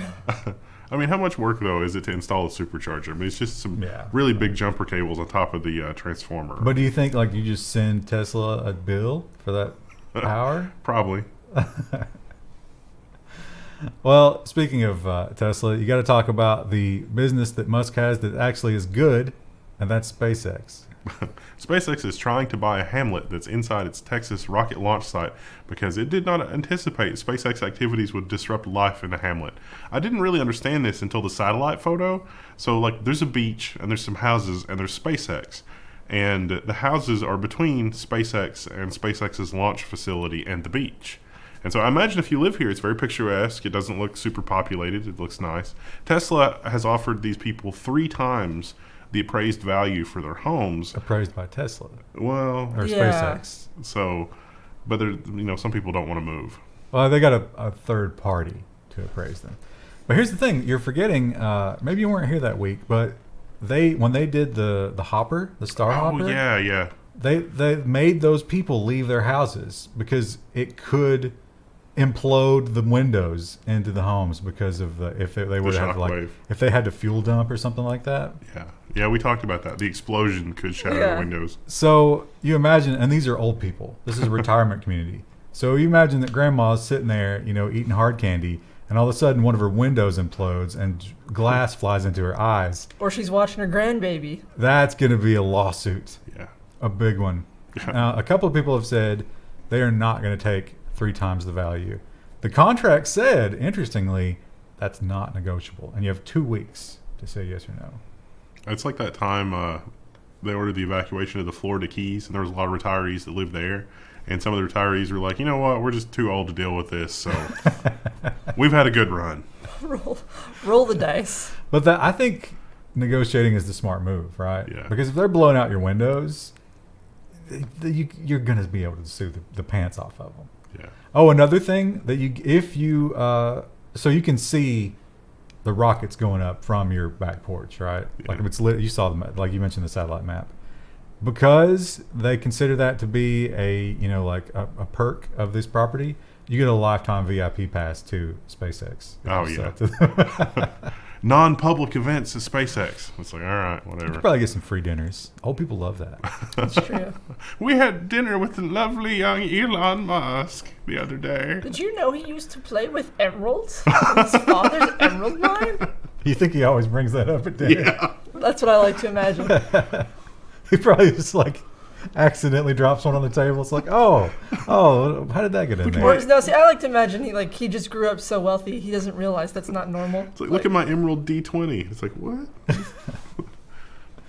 Switching to the robots, let's talk about drone delivery. It's the dream, right? We all want it. And when can we have it? Well, FedEx is saying you can have it right now if you live in Virginia. Oh. Alphabet is partnering with FedEx and Walgreens to bring drone delivery to the U.S. Yeah, so check it out. This one is the most practical looking one so far.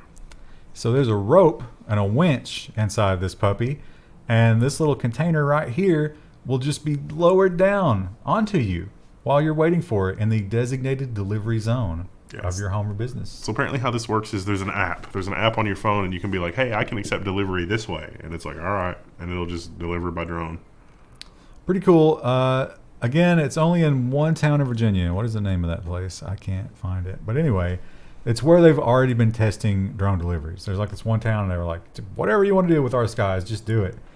So, yeah, you'll be able to buy stuff from Walgreens. Now, immediately what came to my mind was, wait a minute, are you going to put prescription drugs in that thing? No, the answer is no, they're not. They're smart enough not to do that.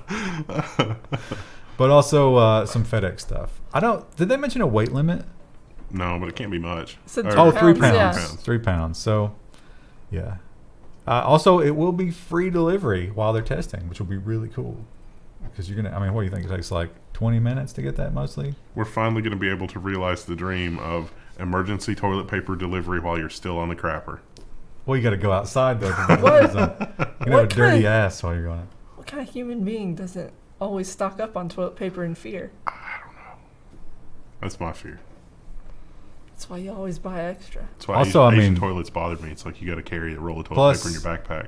Who doesn't at least have some paper towels, right? Yeah.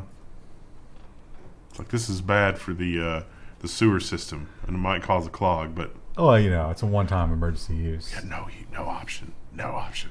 Or just, take it outside and bury it afterwards. So, you got to do what you got to do. Google wants to serve the people of India. There is a small problem with that. India doesn't necessarily have internet access everywhere. Two small problems, but they fixed one of them. So what do? If you want people to have an AI assistant, but they don't have the internet, how do you fix it? Well, Google says, hold my beer. Google is bringing Assistant to people without internet access. How are they going to do it? Phone calls. You call Google and you talk to it. It's like the Oracle at Delphi. You just call Google. It's like, got a question for Google? Google will answer your question. Do your stuff. Just do it by voice. They taught Google Hindi because only 100 million people in India know English. And I think one of the major points of the Oracle was the difficult trek of getting to it. So your analogy kind of breaks down. Also, I don't know a whole lot about the languages there, but aren't there like a ton of different dialects in India? Does Google account for that? I don't know. I didn't say. It just said that the Google had I guess their maybe AI. that's probably the most prominent one. Well, there's probably enough of a commonality that you could get a basic understanding of what's going on with the assistant, right? I wonder how good it is. Does it sound like Stephen Hawking, or does it sound like that the assistant AI that did the hair reservation in the Google Duo demo or whatever it was? They probably got some Indian celebrity, right? Some Bollywood person doing the voice. It's the equivalent of AutoZone Gary. It's just a really strong hick accent. If you like Hindi hick. If you're in India, I don't know how you'd be watching this if you don't have internet access in India, right? But maybe I'm sure you could call it even if you do have internet access, right? Yeah. And test it out. So let us know.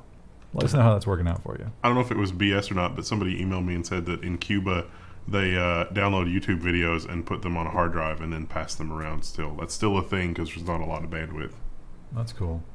You're sort of like the tastemaker for all your friends because you got the internet. And it's terrible because you go to a party, it's like, watch this funny video that I downloaded, and like, And they're like, that's not funny it's at not all. funny, and It's like they want to look up something else, but they can't.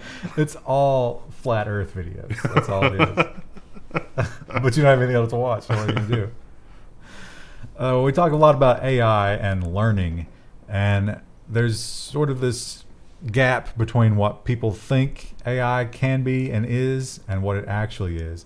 But what it actually is, when you really think about it, is still amazingly impressive, especially when it comes to learning and comparing humanity and how long it took us to learn how to do things and the AI learning to do things. And if you extrapolate that out on a timeline, The great filter is coming. that's a little scary. This one is a great example. AI has learned to use tools after nearly 500 million games of hide and seek. OpenAI's agent evolved to exhibit complex behavior, suggesting a promising approach for developing a more complex AI. And so this is really nuts. Yeah, the picture really sort of depicts what's going on here. So there were agents that were hiding and agents that were seeking, and the ones that were hiding got a head start. In the maze, there were things that you could move and things that were fixed.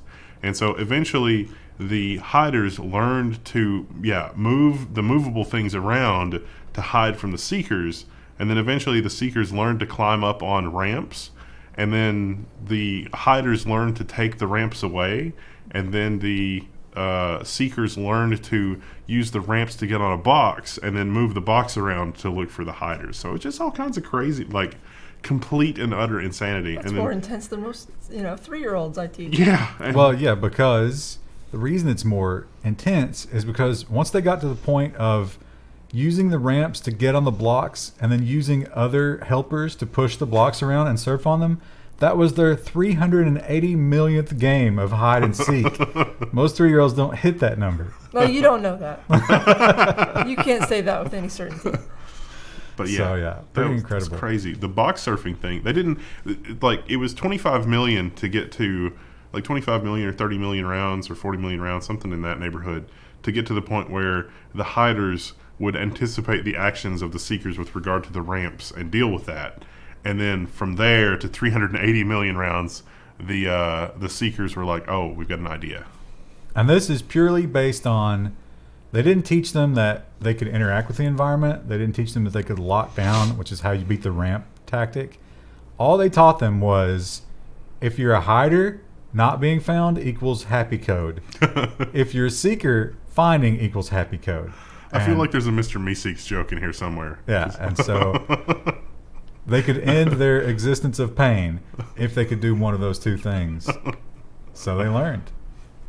Pretty cool. Krista crapped all over this house. I didn't crap all over it. I just And I I mean, think- it's cool looking, but it does feel. I think it feels like a demo. It's incredible.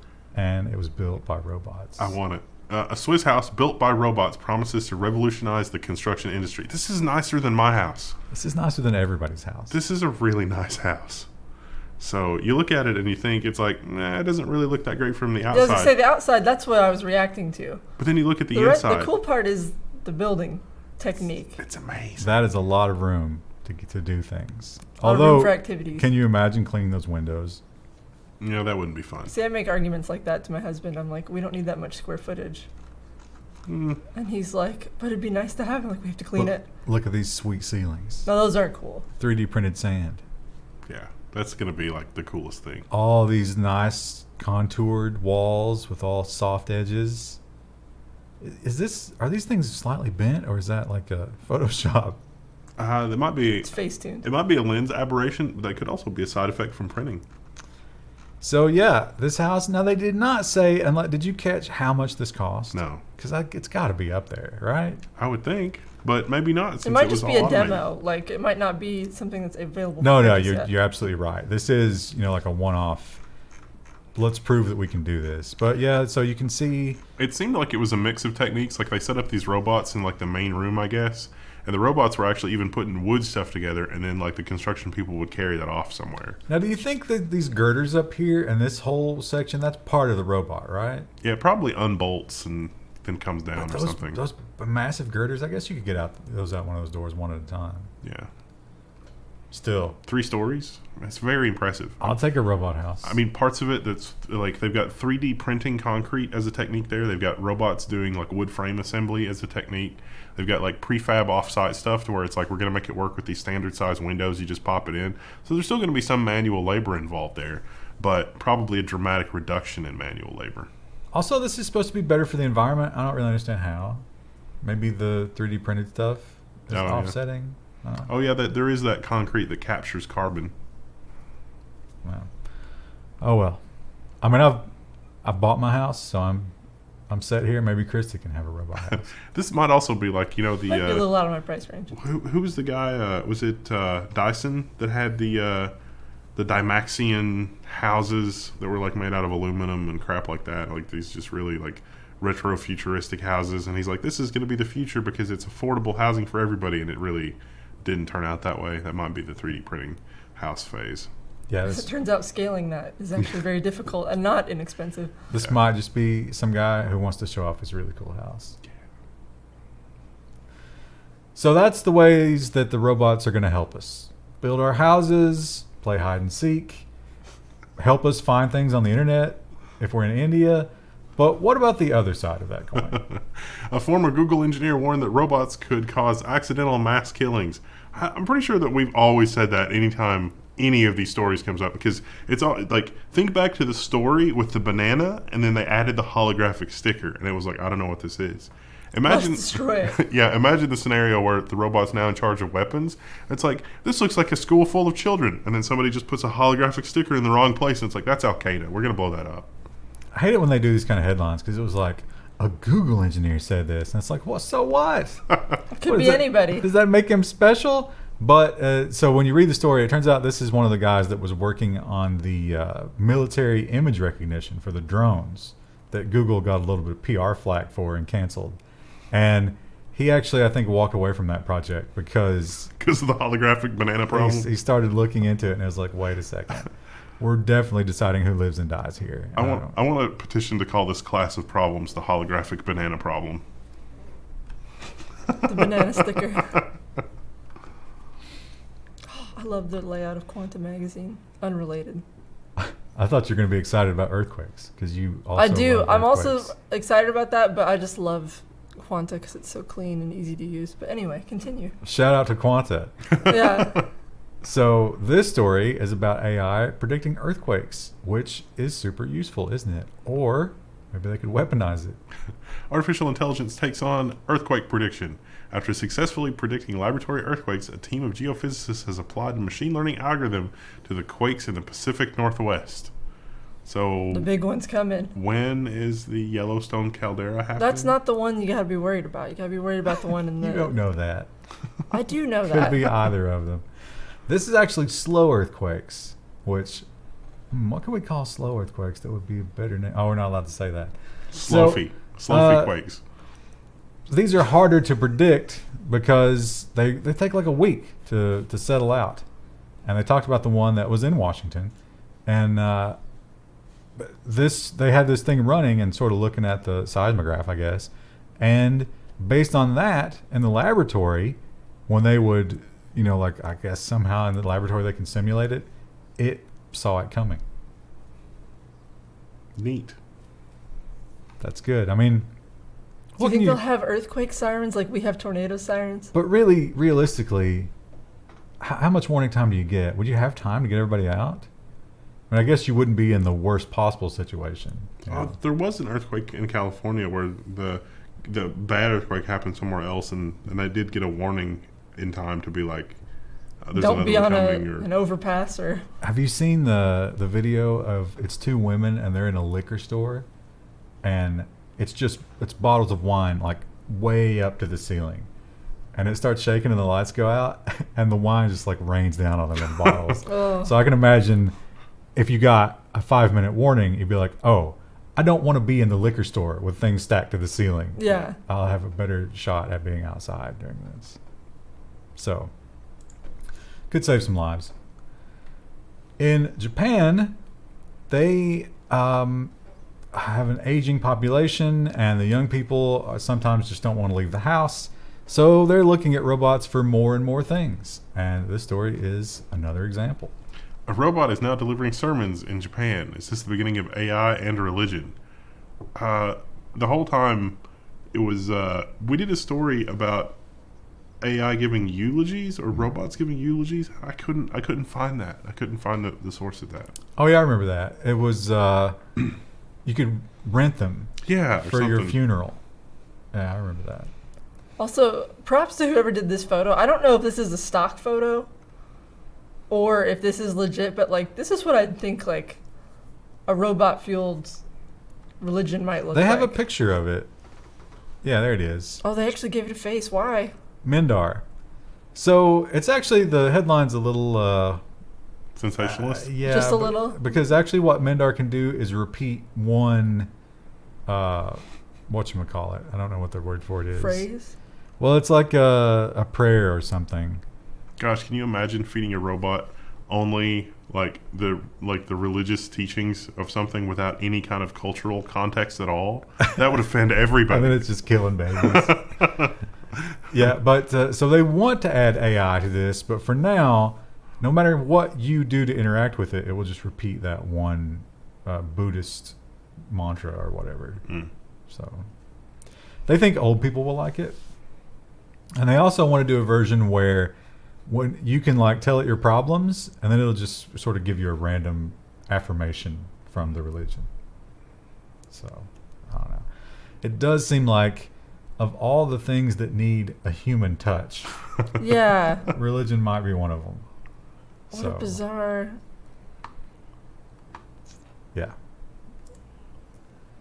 And finally, when we talk about robots and AI, I think we all want ultimately the same thing, right?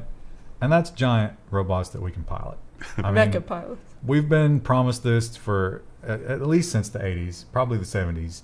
And when are we going to get it? That's the question. World's largest humanoid robot is too tall to leave its warehouse. They have to take the head off. But that's only because they put it in a cockpit, which I think was it's a lot of fun. An inspired idea. But I'd rather have it be remote controlled. So there's a scale photo. He's pretty big, got to admit. And they built him in this warehouse, and this is a terrible picture because they cut off, I guess that's the top of the gate. Yeah. And so as you can see, he can't get out. But the reason is because the creator said, we must have a cockpit no matter the cost. And sure enough, there he is. You go. There he is, looking out, piloting his creation. Looking so happy. It would be nice to be so wealthy that you could work on such projects without really worrying about it. I swear this looks like the cockpit from one of those puppet, like remember the Fabulous Thunderbirds? Yeah. Doesn't it look like that? Yeah, it really does. Looks so crappy. Listen, you don't need a lot of distractions when you're piloting a 20-foot tall mech. Compare that to like, an airliner. The number of controls. But this is supposed to be the most advanced robot in the world. So. I don't think it walks. I think it just rolls on wheels. But it does have some articulation there in the middle. It might walk, actually. I saw a meme the other day that was like, if two pregnant women get in a fight, isn't that just babies having a mecha battle? It's kind of a weird way of thinking about What it. do you think that gun does? Nothing. Think it's functional? No. It There's no shoots way. ping pong balls. That's a whole different... That'd be a giant ping pong ball. Maybe it's a shotgun type. Scatter. It shoots fireworks. It's like, the festival. All right, that's it. We'll Yep. see you Friday. We got lots of nonsense. And social media.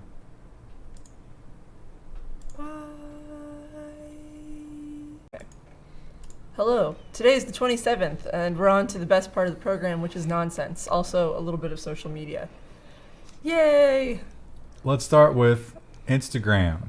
And today, And Krista opioid. and I both learned what Roxys are. Wendell, what are Roxys? I have Yeah, do no you know? idea. We didn't know. Turns out it's roxycodone, Uh, which is like oxycodone, except with an R.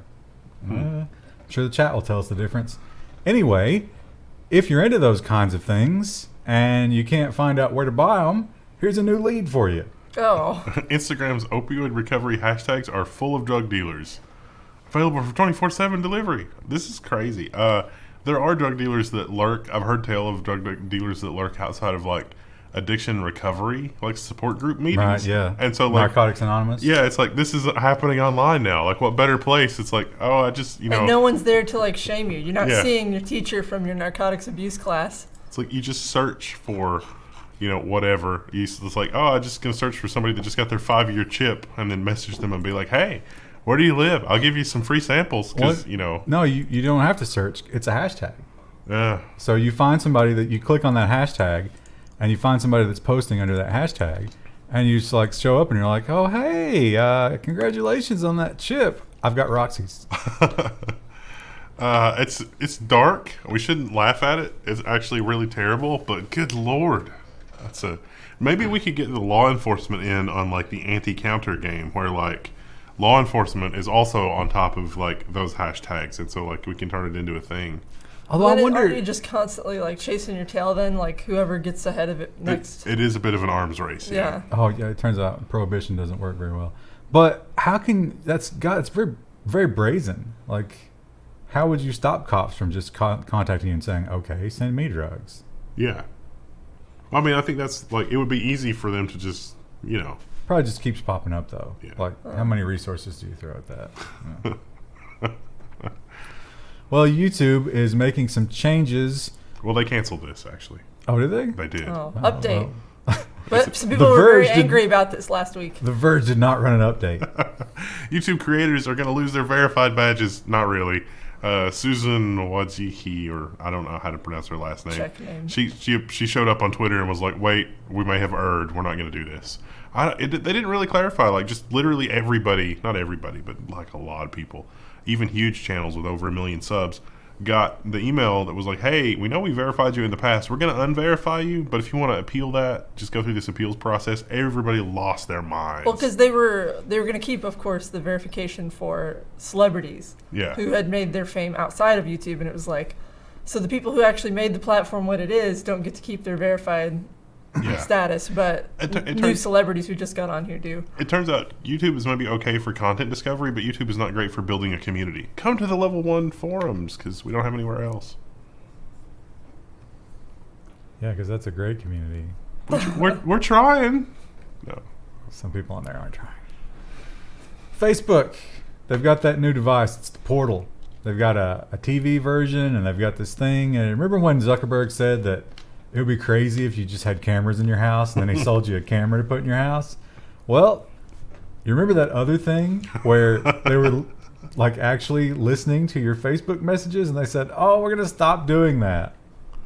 Facebook contractors have been listening to Hey Portal. Yeah, the new company has been previously criticized for transcribing messenger calls.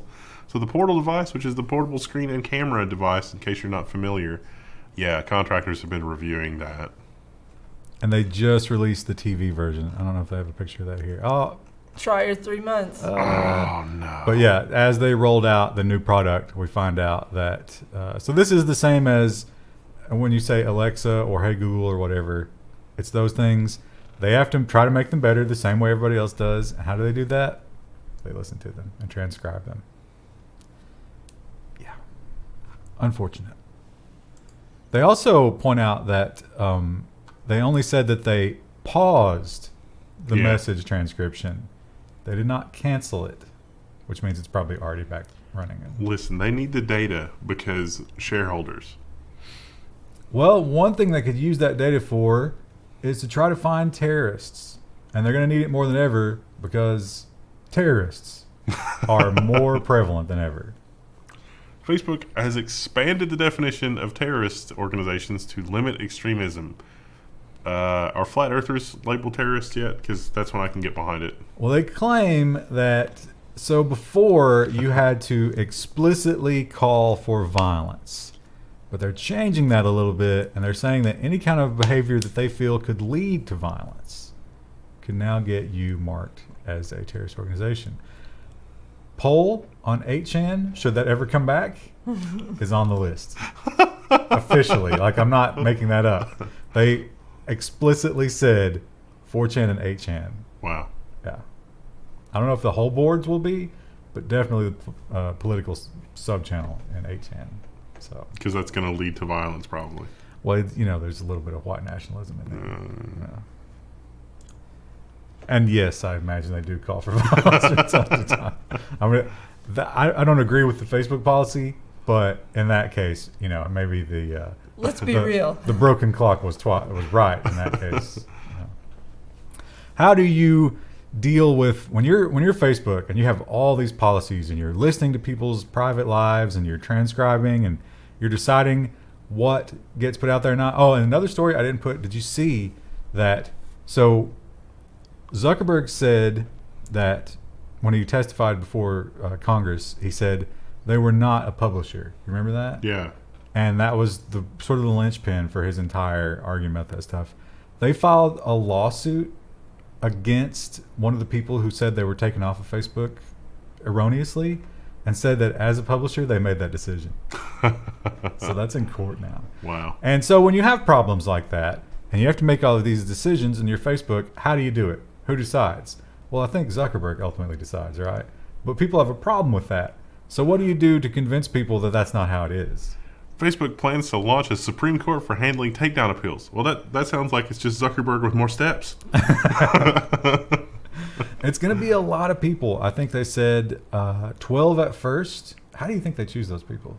There's not an election. No, it's going to be employees. Fastest time on the escape slide. How do you get appointed? You're talking about the conference room escape slide. Whoever has the fastest known time on the escape slide. So 12 at first, and they hope to expand it to 40. They have some really complicated flow charts here about how all this works. That seems like a lot of steps. I'm kind of into the flow chart though, low key. So supposedly there's all these different ways that when something comes up, it can go through the Facebook Supreme Court and they can decide on it. I guess that'd be something to put on your resume, right? Chief Justice of Facebook. Facebook is always working on new technology to spy on things. And what I think the dream of a company like Facebook is to be able to deploy cameras literally everywhere in the world. And how do you do that? I mean, it's so difficult, right? You'd have to attach a camera to every human being. Facebook is working on smart glasses with Ray-Ban, codenamed Orion. So they want not just Ray-Ban, Luxottica as well. They own Ray-Ban. They want glasses to look like normal glasses, but also to be an LCD screen and a camera. Important. Yeah, the camera is crucial. And a microphone. The Snapchat spectacles always look like the Me Gusta meme to me. That's a vintage meme. They didn't have a picture of. I guess they haven't even gotten that far yet. But yeah, the idea is. Remember when the Google Glass came out and people just hated everybody that had Google Glass? Those glass holes. So how do you overcome that? I guess is what Facebook is trying to get. You make them look like ordinary, regular glasses. I mean, I got to say, personally, if these were branded Facebook in any way, I'm going to judge the hell out of any human being wearing Facebook glasses. And I'm probably going to try to avoid them as much as I'm going to get out of their line of sight. It's bad enough with Apple products. I mean, no, I definitely judge Apple products for sure. Yeah. I mean, you walk into a conference room with an Apple product, I immediately form an opinion. Facebook has had a lot of woes about their advertising policy. It allowed you to be a little racist, maybe a little classist, maybe just straight up evil. And it seems like now we're finding out that their promises to take control away from the advertisers might not be as complete as they had led us to believe.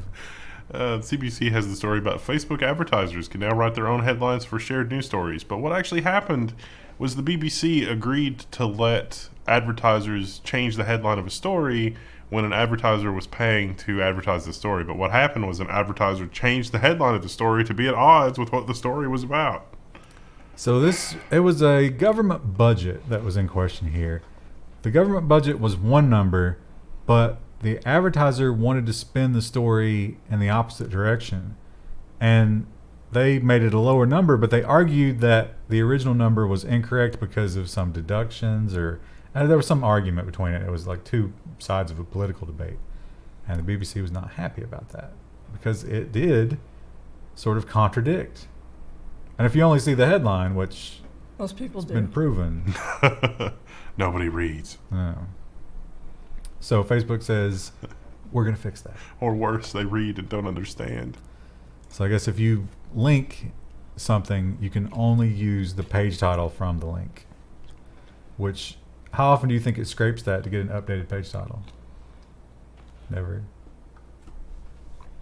Oh, I forgot to go back and check this. I had not ever heard of this before. This is not in the U.S. Oh, that's what I was going to check. Is like, did this actually happen in the U.S.? No. This is another country. I can't remember exactly where. But it happened through Facebook. Manila, the Philippines. Okay, okay. Yeah, the Philippines. So in the Philippines, you can actually download an app that will lend you money. Sounds great, right? Well, it's definitely not great. There's a lot more to it than that, and it's kind of terrifying. Online lending's ugly side, debt shaming. So you download the app, but it links to your Facebook. So you borrow money, and if you don't pay it back, it starts harassing your friends through Facebook. So dude borrowed some money, he got behind on payments, and then he got an angry email or call or something from somebody he hadn't talked to for years. And the question from that person was, why did you give them my contact info? They're harassing me about your debt. And this was a surprise to the person that borrowed the money because he hadn't given them their contact information. So got it through the Facebook integration. I don't think that one was Facebook because you also have to give them access to your contact list. Oh, yeah. I think that was just her phone number. Oh, okay. And they also contacted that guy and they were like, listen, we're not going to stop there. We also have your employer's phone number. We're calling them next. Pay us our money. So and he did. He eventually did pay it back, but it sort of uncovered this nasty industry where if you don't pay them back on time, they just begin contacting everybody in your life. And even go so far, because you give them Facebook OAuth permission, they changed your photo, the avatar photo, and put like deadbeat or something across it. Wow. They have like a whole department who just photoshops images all day. And changed their, put like items in their timeline about, it's like, I don't pay my debts. Really nasty stuff. That's crazy. So yeah. Truly the darkest timeline. This is probably not legal in the U.S. No. No, absolutely not. If you are in a country that does this kind of thing, maybe think twice about doing that. Unfortunate. He said he borrowed the money to pay for internet access because he got a job doing telecommuting at night. Mm. But what kind of internet access makes you pay to use it at night? The Philippines must be a rough place in terms of technology. I think it is a little bit. Let us know about your experience in the Philippines if you can afford to post that comment. Smaller nation. Replying to this YouTube video is going to cost me 35 cents. I don't think so. This one probably affects you. Do you get a lot of toxicity in your Twitter posts? Yeah, sometimes people will at me randomly. They're like, two people are having like a bitter blood feud, and it's like, guys, I don't care, and like they'll just at me to like say as an appeal to authority. Yeah, and it's just like I don't even care because that happens on the Level1 account too. They're like, yeah, and it's like I don't really care about this. That's sad. That's really sad. Well, good news. You don't have to actually interact with those people anymore. Twitter rolls out hide replies to let you tame toxic discussions, trying to win back its reputation as a platform for healthy conversations. So, I guess has it ever had that reputation? Well, it had mute before. Like you could mute something so that you wouldn't get notices constantly, which is like the annoying aspect of Twitter. Yeah. What the cool thing about this? Well, you don't see it. I guess Well, not only do you not see it, if you're the original poster, it will be hidden by default for everybody who views that thread from then on. They can every small business client wants to know your location.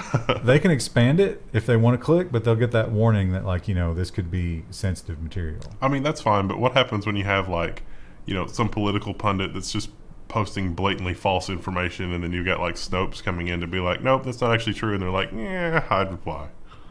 Well, I wouldn't trust Snopes any more than I trust the politicians, but I understand your point. Yeah. Yeah, and it's not what, it's when. It's when that happens, because that is going to happen. It's probably already happening, right? Yeah.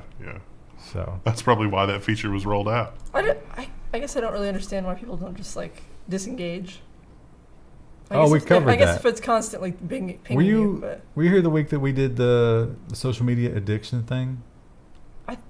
Like the rehab center for that? No. It's like I was there for that. When you get on Facebook, it depresses you because it's meant to make you feel insecure. So to get away from that, you go to Twitter, which in turn makes you feel insecure. So to get away from that, you go to Instagram. And then you go to the smaller internet on your phone. No, literally, then you'll go back to Facebook. You'll be like, I don't want to look at my timeline. Let me message my friends. But then that makes you insecure. And they figured this out in psychological study that it's just like it's a spiral that never A negative ends. feedback loop. Yeah. I love this story. And the reason I love this story is because it's two groups of people. It's the outrage culture people who want to virtue signal, and it's the nerd culture people who want to hero worship and signal. And I don't know which group I despise more, but I love to watch them fight. So this is from a blog, basically. Like, you may have heard that Richard M. Stallman, the fairly important figure in open source, resigned from the Free Software Foundation and from MIT over comments in an email. But this weekly roundup, I guess, this blog post, it goes into a little bit more detail about the context of that, but also some of Richard M. Stallman's past behavior, which is maybe not the best, and talks about it in the context of like a handicap, which is probably an interesting way to think about it. I don't know if I buy that. Oh, I don't know that I buy that either. But I also don't think that it matters, right? Yeah. I mean, yeah, based on this guy's description, if that's all you take into account, and you don't know anything else about the man, he's describing a massive asshole. Yeah. Just an unbearable human being. But especially when you talk about open source, and especially Linux, I mean, that's who they are, right? It doesn't make them any less effective. And like you said, he's accomplished a lot of things. Is it? And you start to wonder. It's like, are those people emulating his behavior? Or? Oh my God! So yes, absolutely they are. They absolutely are, and it's that whole thing. You ever see those like the meme or the comics? It's like, I'm not like other girls. I believe that these people feel that emulating the wacky Aspie guys makes them the more effective like, at their job. not like other girls. No. It's like a way of being edgy and different and giving the world a reason to hate you that's not your own personality that they already hate you for.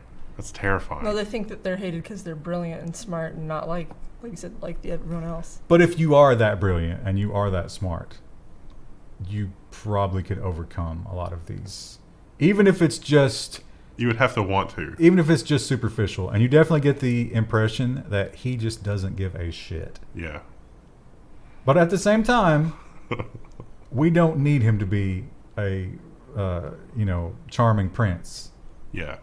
And your face is on the cereal box, so that kind of looks like shit, doesn't it? For me, to get value out of the work that he does, I would feel bad if he really does think that his life's work is a failure, because his life's work is brilliant and the work that he has done is incredible. But, it doesn't, whatever, you can get value out of the work that he's done without appreciating the other part. I mean, think about your thing. We got to the moon on the wings of the Third Reich. This seems like a much less extreme version of that. Well, and we are talking about sex slavery here.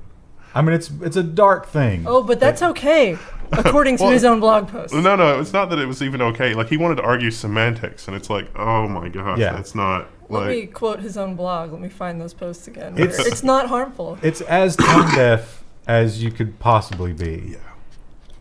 What he should have done is just no commented his way out of that. I think he wanted to be right, or I don't know. That compulsive, all-consuming need to be right. And to speak from authority, no matter what it is. Yeah. And that is a terrible human being. It's one of the things that I despise most in humanity.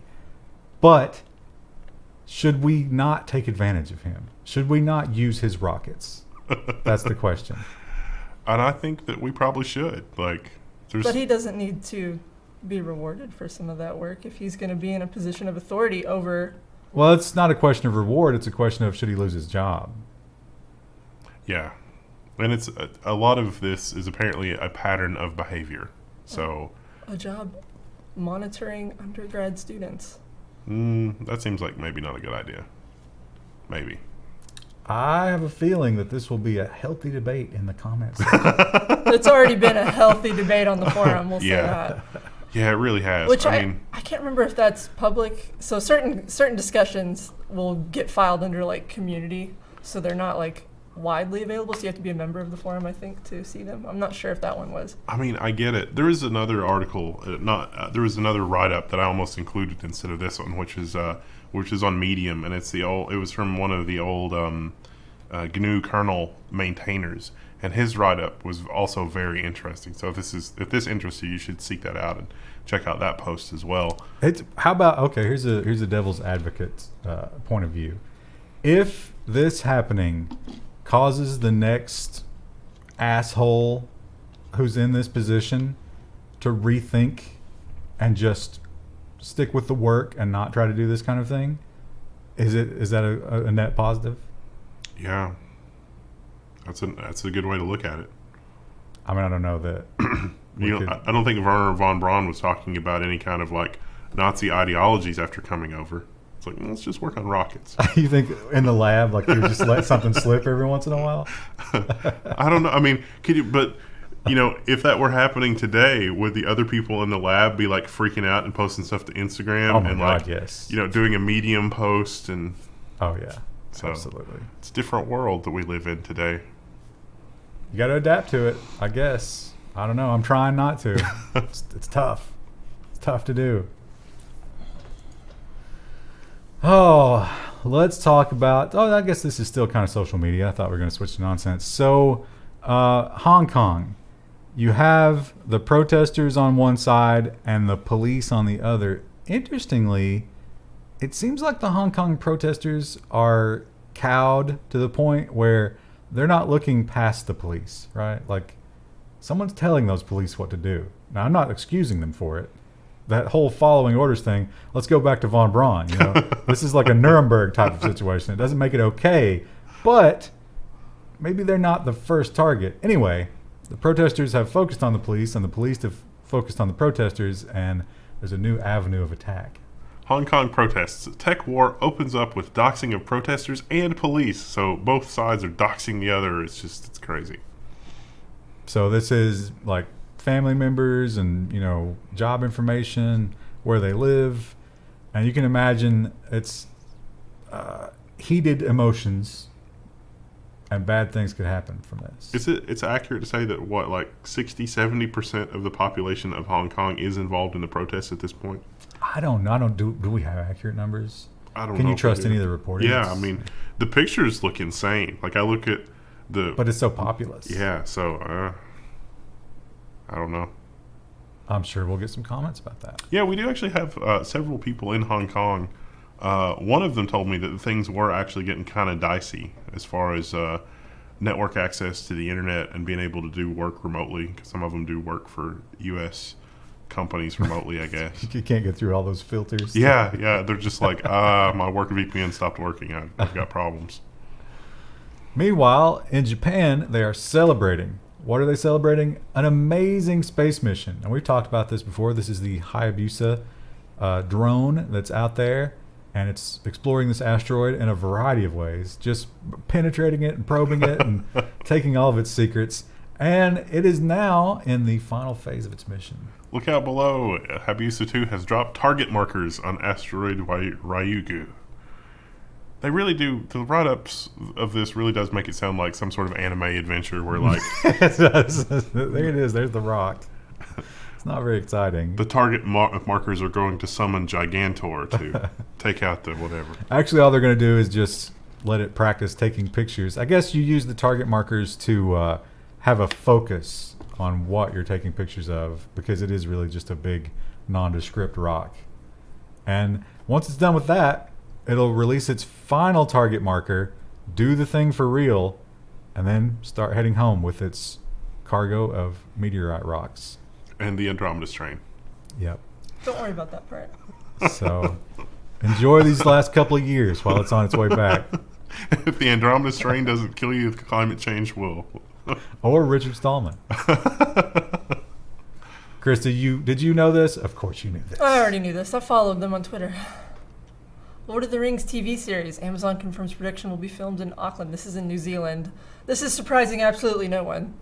Because But what surprised me, and I imagine you already knew this as well, but I did not, is the budget.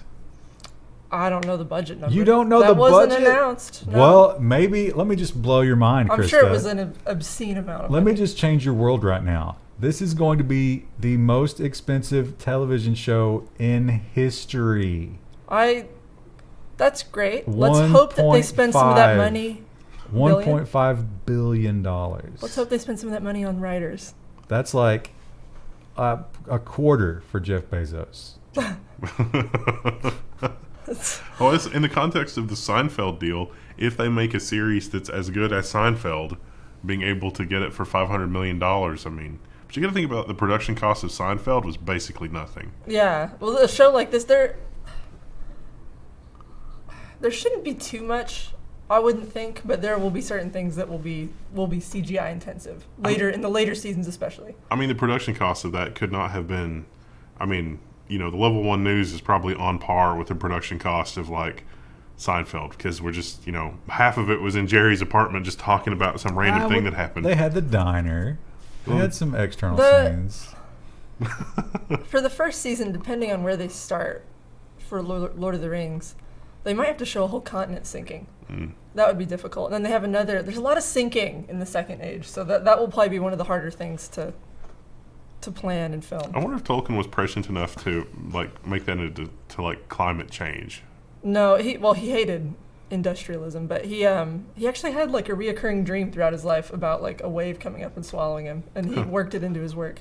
Interesting. So they mentioned somewhere in here, if you sort of project how TV budgets tend to run over, this could go as high as $3 billion. by the time it's But if the show gets popular, and that's an if, though I think it probably will be, the actors alone will probably start demanding quite a bit more money, and And this- that'll raise the price as well. And there's going to be like a lot of semi-main characters, right? Probably.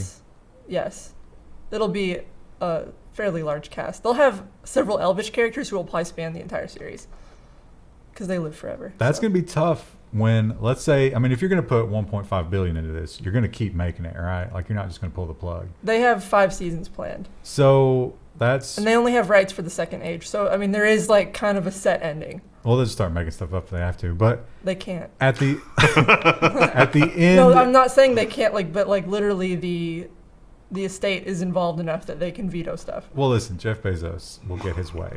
He probably But will. at the end of that 5 years, let's say they sign on for another 5. 10 years is going to start showing some age on some of those elves. That's actually something I've thought about, and it's like, how do you cast for that? Someone who can bring the gravitas of someone who's been alive for hundreds of years or thousands of years, But depending Morgan on the character. Freeman. From seeing what they've done in Star Trek, if they could cast somebody like Patrick Stewart, that's an actor who's ageless. But like how they've handled it with Brent Spiner, they don't have the technology. You can see some age. No, on that yeah, actor. like that's the thing is the elves need to look like they're early 20s, but have the wisdom of someone who's thousands. Maybe of they'll years just old. deep fake it. Patrick Stewart made it through the 80s and 90s, and then he aged all at once in the last 5 or 6 Yeah, years. after he lost the hair, he kind of did just stop. Yeah. But maybe he's doing the teenage blood. Hmm. Anyway, it's gonna be interesting to see that. Unless it just crashes and burns. I have limited hopes. That's good. I'm trying to limit it, but Keep your expectations at 0 and you'll Yeah. always be excited. That's how I'm about Marvel movies. Although I tried to watch Endgame again this weekend and I just cannot. Like, I got 15 minutes in and I was like, I'm out. I can't do it. I haven't watched Marvel movies in a long time. There's too much, and you have to watch every single one of them to understand what's going on. And Well, speaking of movies, have you seen The King of Kong? no, You should check that out. It's a great documentary about Donkey Kong and getting the world record. oh, And there is an absolute villain in that movie. And it is this man. Billy Mitchell is threatening legal action over vacated Donkey Kong scores. Lawyers demand a retraction from Twin Galaxies and Guinness, or they're going to sue. This is about the world record. They think he cheated, and he's like, no cheating. Well, he kind of cheated. He admits to some of it. So they've proven that some of his Donkey Kong runs were on MAME. and that's not allowed because you can hack it, you can put in cheats, you can change the speed, yada, yada, yada. It has to be on an original cabinet. That's the rule. But he doesn't just have the Donkey Kong record, or he didn't had. They stripped them all. He also had like some Pac-Man records and some other stuff, and they took everything. So he's saying, hey, you can't take my Pac-Man record. I set that record before MAME existed. So why you can't just take them all? And they're saying you're a cheater. We're taking them all, so they got to go to court. Womp womp. He is such a great villain in that movie. So the other guy, who's kind of like the protagonist in the movie, is trying to beat his record, and he's just in his garage, just playing Donkey Kong day and night, ignoring his family. Amazingly enough, yeah, he has a wife and a kid. And so on the day that guy goes to the event and breaks the record, and everybody's like, oh my God, he did it. And then the referee comes in and is like, hey, Billy Mitchell sent in a tape, and they put the tape in, and it's Billy Mitchell breaking his record. It's like, wow, what a great movie moment. Wendell, I know that you generally only listen to Weird Al, and you never branch away from that, but are you tempted by this release? A little bit, yeah. William Shatner has made a Christmas album with Henry Rollins and Iggy Pop. I don't know what those things are. The only thing I hope that this album has is a cover of All I Want for Christmas Is You by Mariah Carey. Well, in fact, there's a track list. Let's check it out. Oh, Lord. Jingle Bells? I don't see that. But this is a who's who of classic rock. Did Shatner bring this together? Or King Crimson? Whose idea was this? King Crimson's on a Christmas record? I know you know that name because of hubby. Yeah. Yeah, Jethro Tull. It's ZZ Top. This is amazing. Iggy Pop is the guy who never wears a shirt, and he's got the long hair, and he looks like he's kind of almost a corpse at this point. You've seen him on TV. And Henry Rollins, of course, is Black Flag. He's like the hardcore rocker turned philosopher in his old age. But yeah, this is going to be Shatner's signature, like not really singing, just dramatic speaking, and for some reason, people are captivated with it. What was the is it Common People? Is that the one? Everyday People? Everyday People, yeah. And he did Rocket Man as the big one. The Rocket Man one is not... Like, Rocket Man, there's a difference between those two. So, like, with Rocket Man, what he's going for is, like, he's actually trying in Rocket Man. Whereas Everyday People, like, whoever was coaching him on that got exactly what they needed out of that. And so I think that Shatner was not trying as hard for a better result in Everyday People versus Rocket Man. But you know what? We talked about this before. Look at that picture, and again, like, think about Patrick Stewart. Yeah. And their ages in comparison. Yeah. Shatner is looking pretty good. You think there's a lot of Botox in Absolutely. there? Teenager blood, yeah. Real people don't age that way for the most part. It's working for him. That's amazing. Maybe it's an old picture. We don't know. So, in other countries, we complain about our FCC, of course, and the overreaching government telling us what's good for us and what isn't. But we forget sometimes that this is the land of the free, and in other places, it is a lot more strict. SpongeBob SquarePants is too violent for Indonesia's broadcasting watchdog. Your intonation there is a little... SpongeBob. I didn't realize that SquarePants... My brain had edited out SquarePants from the headline. It was just SpongeBob is too violent for Indonesia's broadcasting watchdog. And then it was like, no, wait, there's SquarePants. Well, that's not his full name. Interestingly, I think one of his parents is a round sponge. Oh, you think that's infidelity? I don't know. I can't remember if it was the mom or the dad. So apparently he hits some people with objects, or people get attacked with things. It's cartoon violence, as you'd expect. That's pretty goofy. They are not down with that. So you gotta wonder what they're watching. I think that any culture that does not appreciate the Roadrunner and the Coyote. Yeah, I mean, Bugs Bunny hit everybody with every kind of object. And he dressed as a woman and kissed them, too. Elmer Fudd. Don't take lessons from Elmer Fudd on firearm safety. That is just... Yeah, they would literally, shoot each other in the face, and all that would happen is their face would turn black from the powder. There was never any damage. Or sometimes the duck would have to put his beak back on, but he was fine. That's a terrible, terrible lesson. Oh. I threw this in here because I'm struggling with this. Let me tell you, my cats are getting a little porky, and I've cut down their food, and they are not happy about it. The big resistance right now, or the big rebellion, is they like to take apart their water fountain and unplug it every day, and it only punishes them. It doesn't hurt me. It just keeps them from drinking. But I don't know. They feel like I guess it's catharsis. For cats, the struggle is For fat real cats. when it comes to losing weight and keeping it off. Look at this guy. Oh, he's a chonker. Look how chubby he is. I love him. And that is what they talk about here, Krista, is that I bet he's a good boy. People equate giving food to their cats with loving them, and they're so adorable when they're porky. I mean, look, toast his They little are belly. cute. It's so much fun to rub his little belly, but it's bad for them, and it's tough. Once they get used to a certain amount of food, dialing it back will cause them to be very alarmed, vocally alarmed. So think about your cats. I don't know if they had any other good pictures in here. No, unfortunately not. We have talked about Japan's IT minister before, and what was the one before? He I didn't can't understand. It was like he didn't know what DNS or TCP or something like that was. Remember that one? There was one that made an embarrassing gaffe about email. Yeah, he doesn't understand anything about it. It's Like obvious. he was like, my assistant does that. Like he didn't actually understand how to do And a he's- fairly basic thing. He's 78 years old, and it's clear that he has no idea what's going on. He was just appointed by the Communist Party to do what they say, Not communist. and it keeps coming. Oh, it's Japan. Yeah. Oh, they're not communist at all. Well, he was appointed by the Imperial. Anyway, he has no idea what he's doing.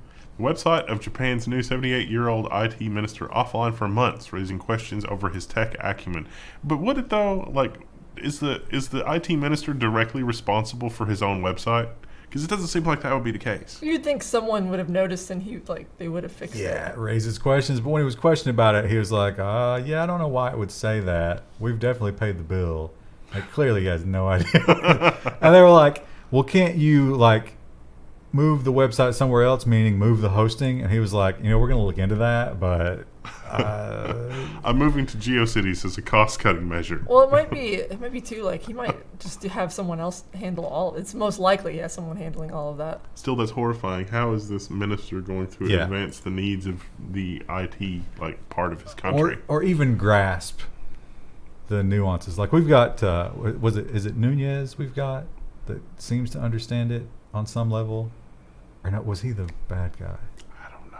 Why is it Wyden? I've lost track. Ron Wyden's the good guy. It might be Wyden, who seems to have a basic understanding, a very basic understanding of technology, and he's the best we've got. So, I don't know. Some people would say that Beto is going to be really good because he's in the cult of the dead cow. I don't know. yeah, but if Anyway. he becomes president, then Yeah. we'll have to have a civil war. So this turned out to be a nothing burger of a story. This is the worst clickbait headline of the day. Clickbait works. This story is 2,100-year-old iPhone case discovered in Russian Atlantis. I'll save you the trouble. It's an Instagram picture. It kind of looks like an iPhone case if you squint your eyes. It turns out it was actually a belt It's buckle. not even there. Where's the picture? It's a belt buckle. 3 killed and 4 hospitalized. That's not a picture. This thing has been running video ever since we've been sitting here. No. Oh man, let's reload the page. It's Fox. This is. There it is. Oh, it was there for a second. There you go. Yeah. So yeah, that is a massive belt buckle for a young lady. Yeah. It's a jewel encrusted belt buckle. Krista, what would you rate that fashion on a scale of 10? I'm not the best at fashion. I don't know. We don't need to know what else she was wearing. It's made of jet. I mean, it's probably higher quality and craftsmanship than most of the stuff I own. She was just wearing that. It was sexy as hell. Not even a belt, confusingly enough. Well, we talk about horrible things on trains and people airdropping terrible things, and the question is, what can you do when you don't want pictures of penises and yet they arrive? And one young lady has a solution, she claims. The war on unwanted dick pics has begun. I did not see this one. This is a great. I saw this on story. Twitter, and it was like, I should cover this. But this is the person doing this actually will be able to pull this off. Kelsey Bresler. Now, here's a sort of anti-intuitive, because Kelsey Bresler is asking you to send her dick pics. Well, no, it's to a specific account that's just for this. Let's be clear about that. You know, somebody's going to have to look at them at some point just to make sure they are dick pics. So what they're going to do is they're going to try to use that as a data set to train an AI that can recognize the human penis. I don't watch this show, but wasn't this the plot of like the Silicon Valley show, like Hot Dog or Not Hot Dog? Yeah, I didn't watch that one. They do that with like when girls take pictures of their legs when they're tanning on vacation. People did that with hot dogs and put it in front of like pictures of oceans. They're like, is this legs or hot dogs? Yeah, I can see that. Because they're it's all pretty glossy funny. and smooth. Yeah. Yeah. So anyway, she wants to build this data set and apparently, I guess, make that available to all the communications and, phone manufacturers and stuff, so you can have built-in dick filtering on your devices. It's crazy that it's come to that, and that It's just not that years crazy. of people saying, hey, I don't like dick pics, they don't turn me on. That's, Maybe, but I think that only motivates the dick picker. There is no, like, the great filter is coming. I just like, Yeah, it's this. unless you're someone who's like, into flashing people, I don't really understand, like, Oh, I think that's exactly what it is. but it's not Well, no, I always, think though. some guys actually have, They genuinely believe that someone wants to see their penis without any sort of preamble. Like, You gotta and I think- don't understand that. But you got to think, like, let's say that you try that 1,000 times and one time it works.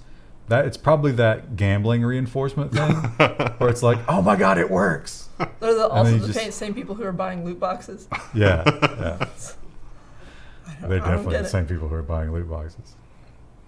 Well, speaking of genitalia, it's this really is, if you want to talk about the dystopia that we live in, all of our sports arenas are named after corporations now. The Sprint Arena. Yeah, it's really disappointing. But it turns out you buy that, you don't just build the stadium and get your name on it forever. There are naming rights, and they expire. And one of them is expiring, and they have a new bidder that some people aren't going to like. Pornsite says it has submitted naming rights bid for Miami Arena. But the name of the site, you might think, oh, Pornhub, right? No, it's not Pornhub. It's Bang Brothers. Can you imagine? Like, I got to think that, like, the Alltel Arena, for example, is just plastered with Alltel inside, Yeah. right? Are you going to put Bang Brothers everywhere on the inside? I mean, you can have kids. There's in no there. way they get that No. bid, right? Like, that's not going to happen. I don't know. I mean, it's. That would be like suicide for the. I imagine there's some kind of There's- ethics clause or something. Yeah, there's a rule that says that they can exclude whoever for basically any reason. So, But they're offering $10 million. There's their logo. I mean, their logo's somewhat inoffensive, but it does have the word "bang" in it. So. Well, like I said, it would just be like the logo is only one part of your branding strategy. So just throwing that out there too. There may be other things that they have to use to advertise. So. Also, they've announced they would call it the Bang Brothers Center, which has the acronym BBC, which has another connotation in their line of work. I didn't consider that. Yeah. Oh, Lord. Jerry Falwell Jr., son of the famous televangelist, is he's running a corporation and seems to be running it in a very specific way that some people disagree with. And he also seems to misunderstand exactly how email works and the law. Forwarding email is a crime, Jerry Falwell Jr. says after leaks to media. A legal expert told the Associated Press that Falwell's claims were totally insane. So yeah, he says that email belongs to the corporation if it was generated on their servers, and to forward it outside of those servers without permission is the same as theft. I think there's some precedent that disagrees with that. So apparently he said some things in email that he did not want other people to find out about. Do you remember what the quotes were? They were crazy. That's the reason you don't talk about email, or don't talk They- about things in emails that. He runs a university, and it's one of these like really right wing, and they described it as a dictatorship. So he's probably gonna. It's a crime to forward this email. Is it though? No. Although, you know, I mean, surviving scandals like this is what that family has lived on for decades. So something tells me that he'll be just fine, unfortunately. Krista, I remember once upon a time you told us the story about the Vanta Black. Yeah. You remember that? And then like the guy's a real asshole, and he won't let people use it. Well, I didn't know about that last part, but yeah, like he owns it, and he won't let certain people use it. I thought you told us about that. I told you about the Vanta Black part, but I don't know anything about the creator. Well, then there's another guy who invented something similar, and they're in a legal battle. Anyway, all that might not matter anymore because we have a new contender. MIT engineers have created the blackest black to ever black. That's the headline on Gizmodo. Now, after the YouTube compression, there's no way you're going to be able to see this, so you have to click the link in the one tab. But this, if you can just barely see, this exact same diamond is in this picture. It's just coated with that stuff. And it's actually a little void right here that you can see. Is this the same material they painted a car with? Because I saw a picture of that too, and it was very weird. It's actually blacker than the background. It looks like they you can photoshopped see something out. You can definitely see a little like thing right there. And this is a pencil. It's the tiny little diamond at the head of a pencil. So incredible. But yeah, they I think they did this by accident. Neat. There we go. The blackest black in the world. And because that other guy wouldn't let you use his without permission, and if you want to do a project with the blackest black in the world, they haven't set any restrictions on this one yet. Neat. It's going to be released under the MIT license. I don't know how you create it. I don't know what it's made of. I saw a video of the Vanta Black BMW, and I thought it was that's just the one I like was thinking. CGI or special effects or It's something. so weird looking. Yeah. I recommend seeing it in a video because that really makes it strange. Carbon nanotubes and chlorine etched aluminum foil. 99.995 versus Vanta Black's 99.965. So that's way blacker. If you're really super goth and you need the blackest black. Also, they have this related story. That guy that won't let you use that version, he built a hole in a museum and lined it with that, and people just fell into it. Because they thought it was a cartoon hole on the floor. But they just thought it was the floor because light literally won't bounce off of it, so you can't tell any sort of contours or anything going on. All right, that's all we got. It's See you the end next of the week. week. It's the end of the week. We'll see you next week. Bye.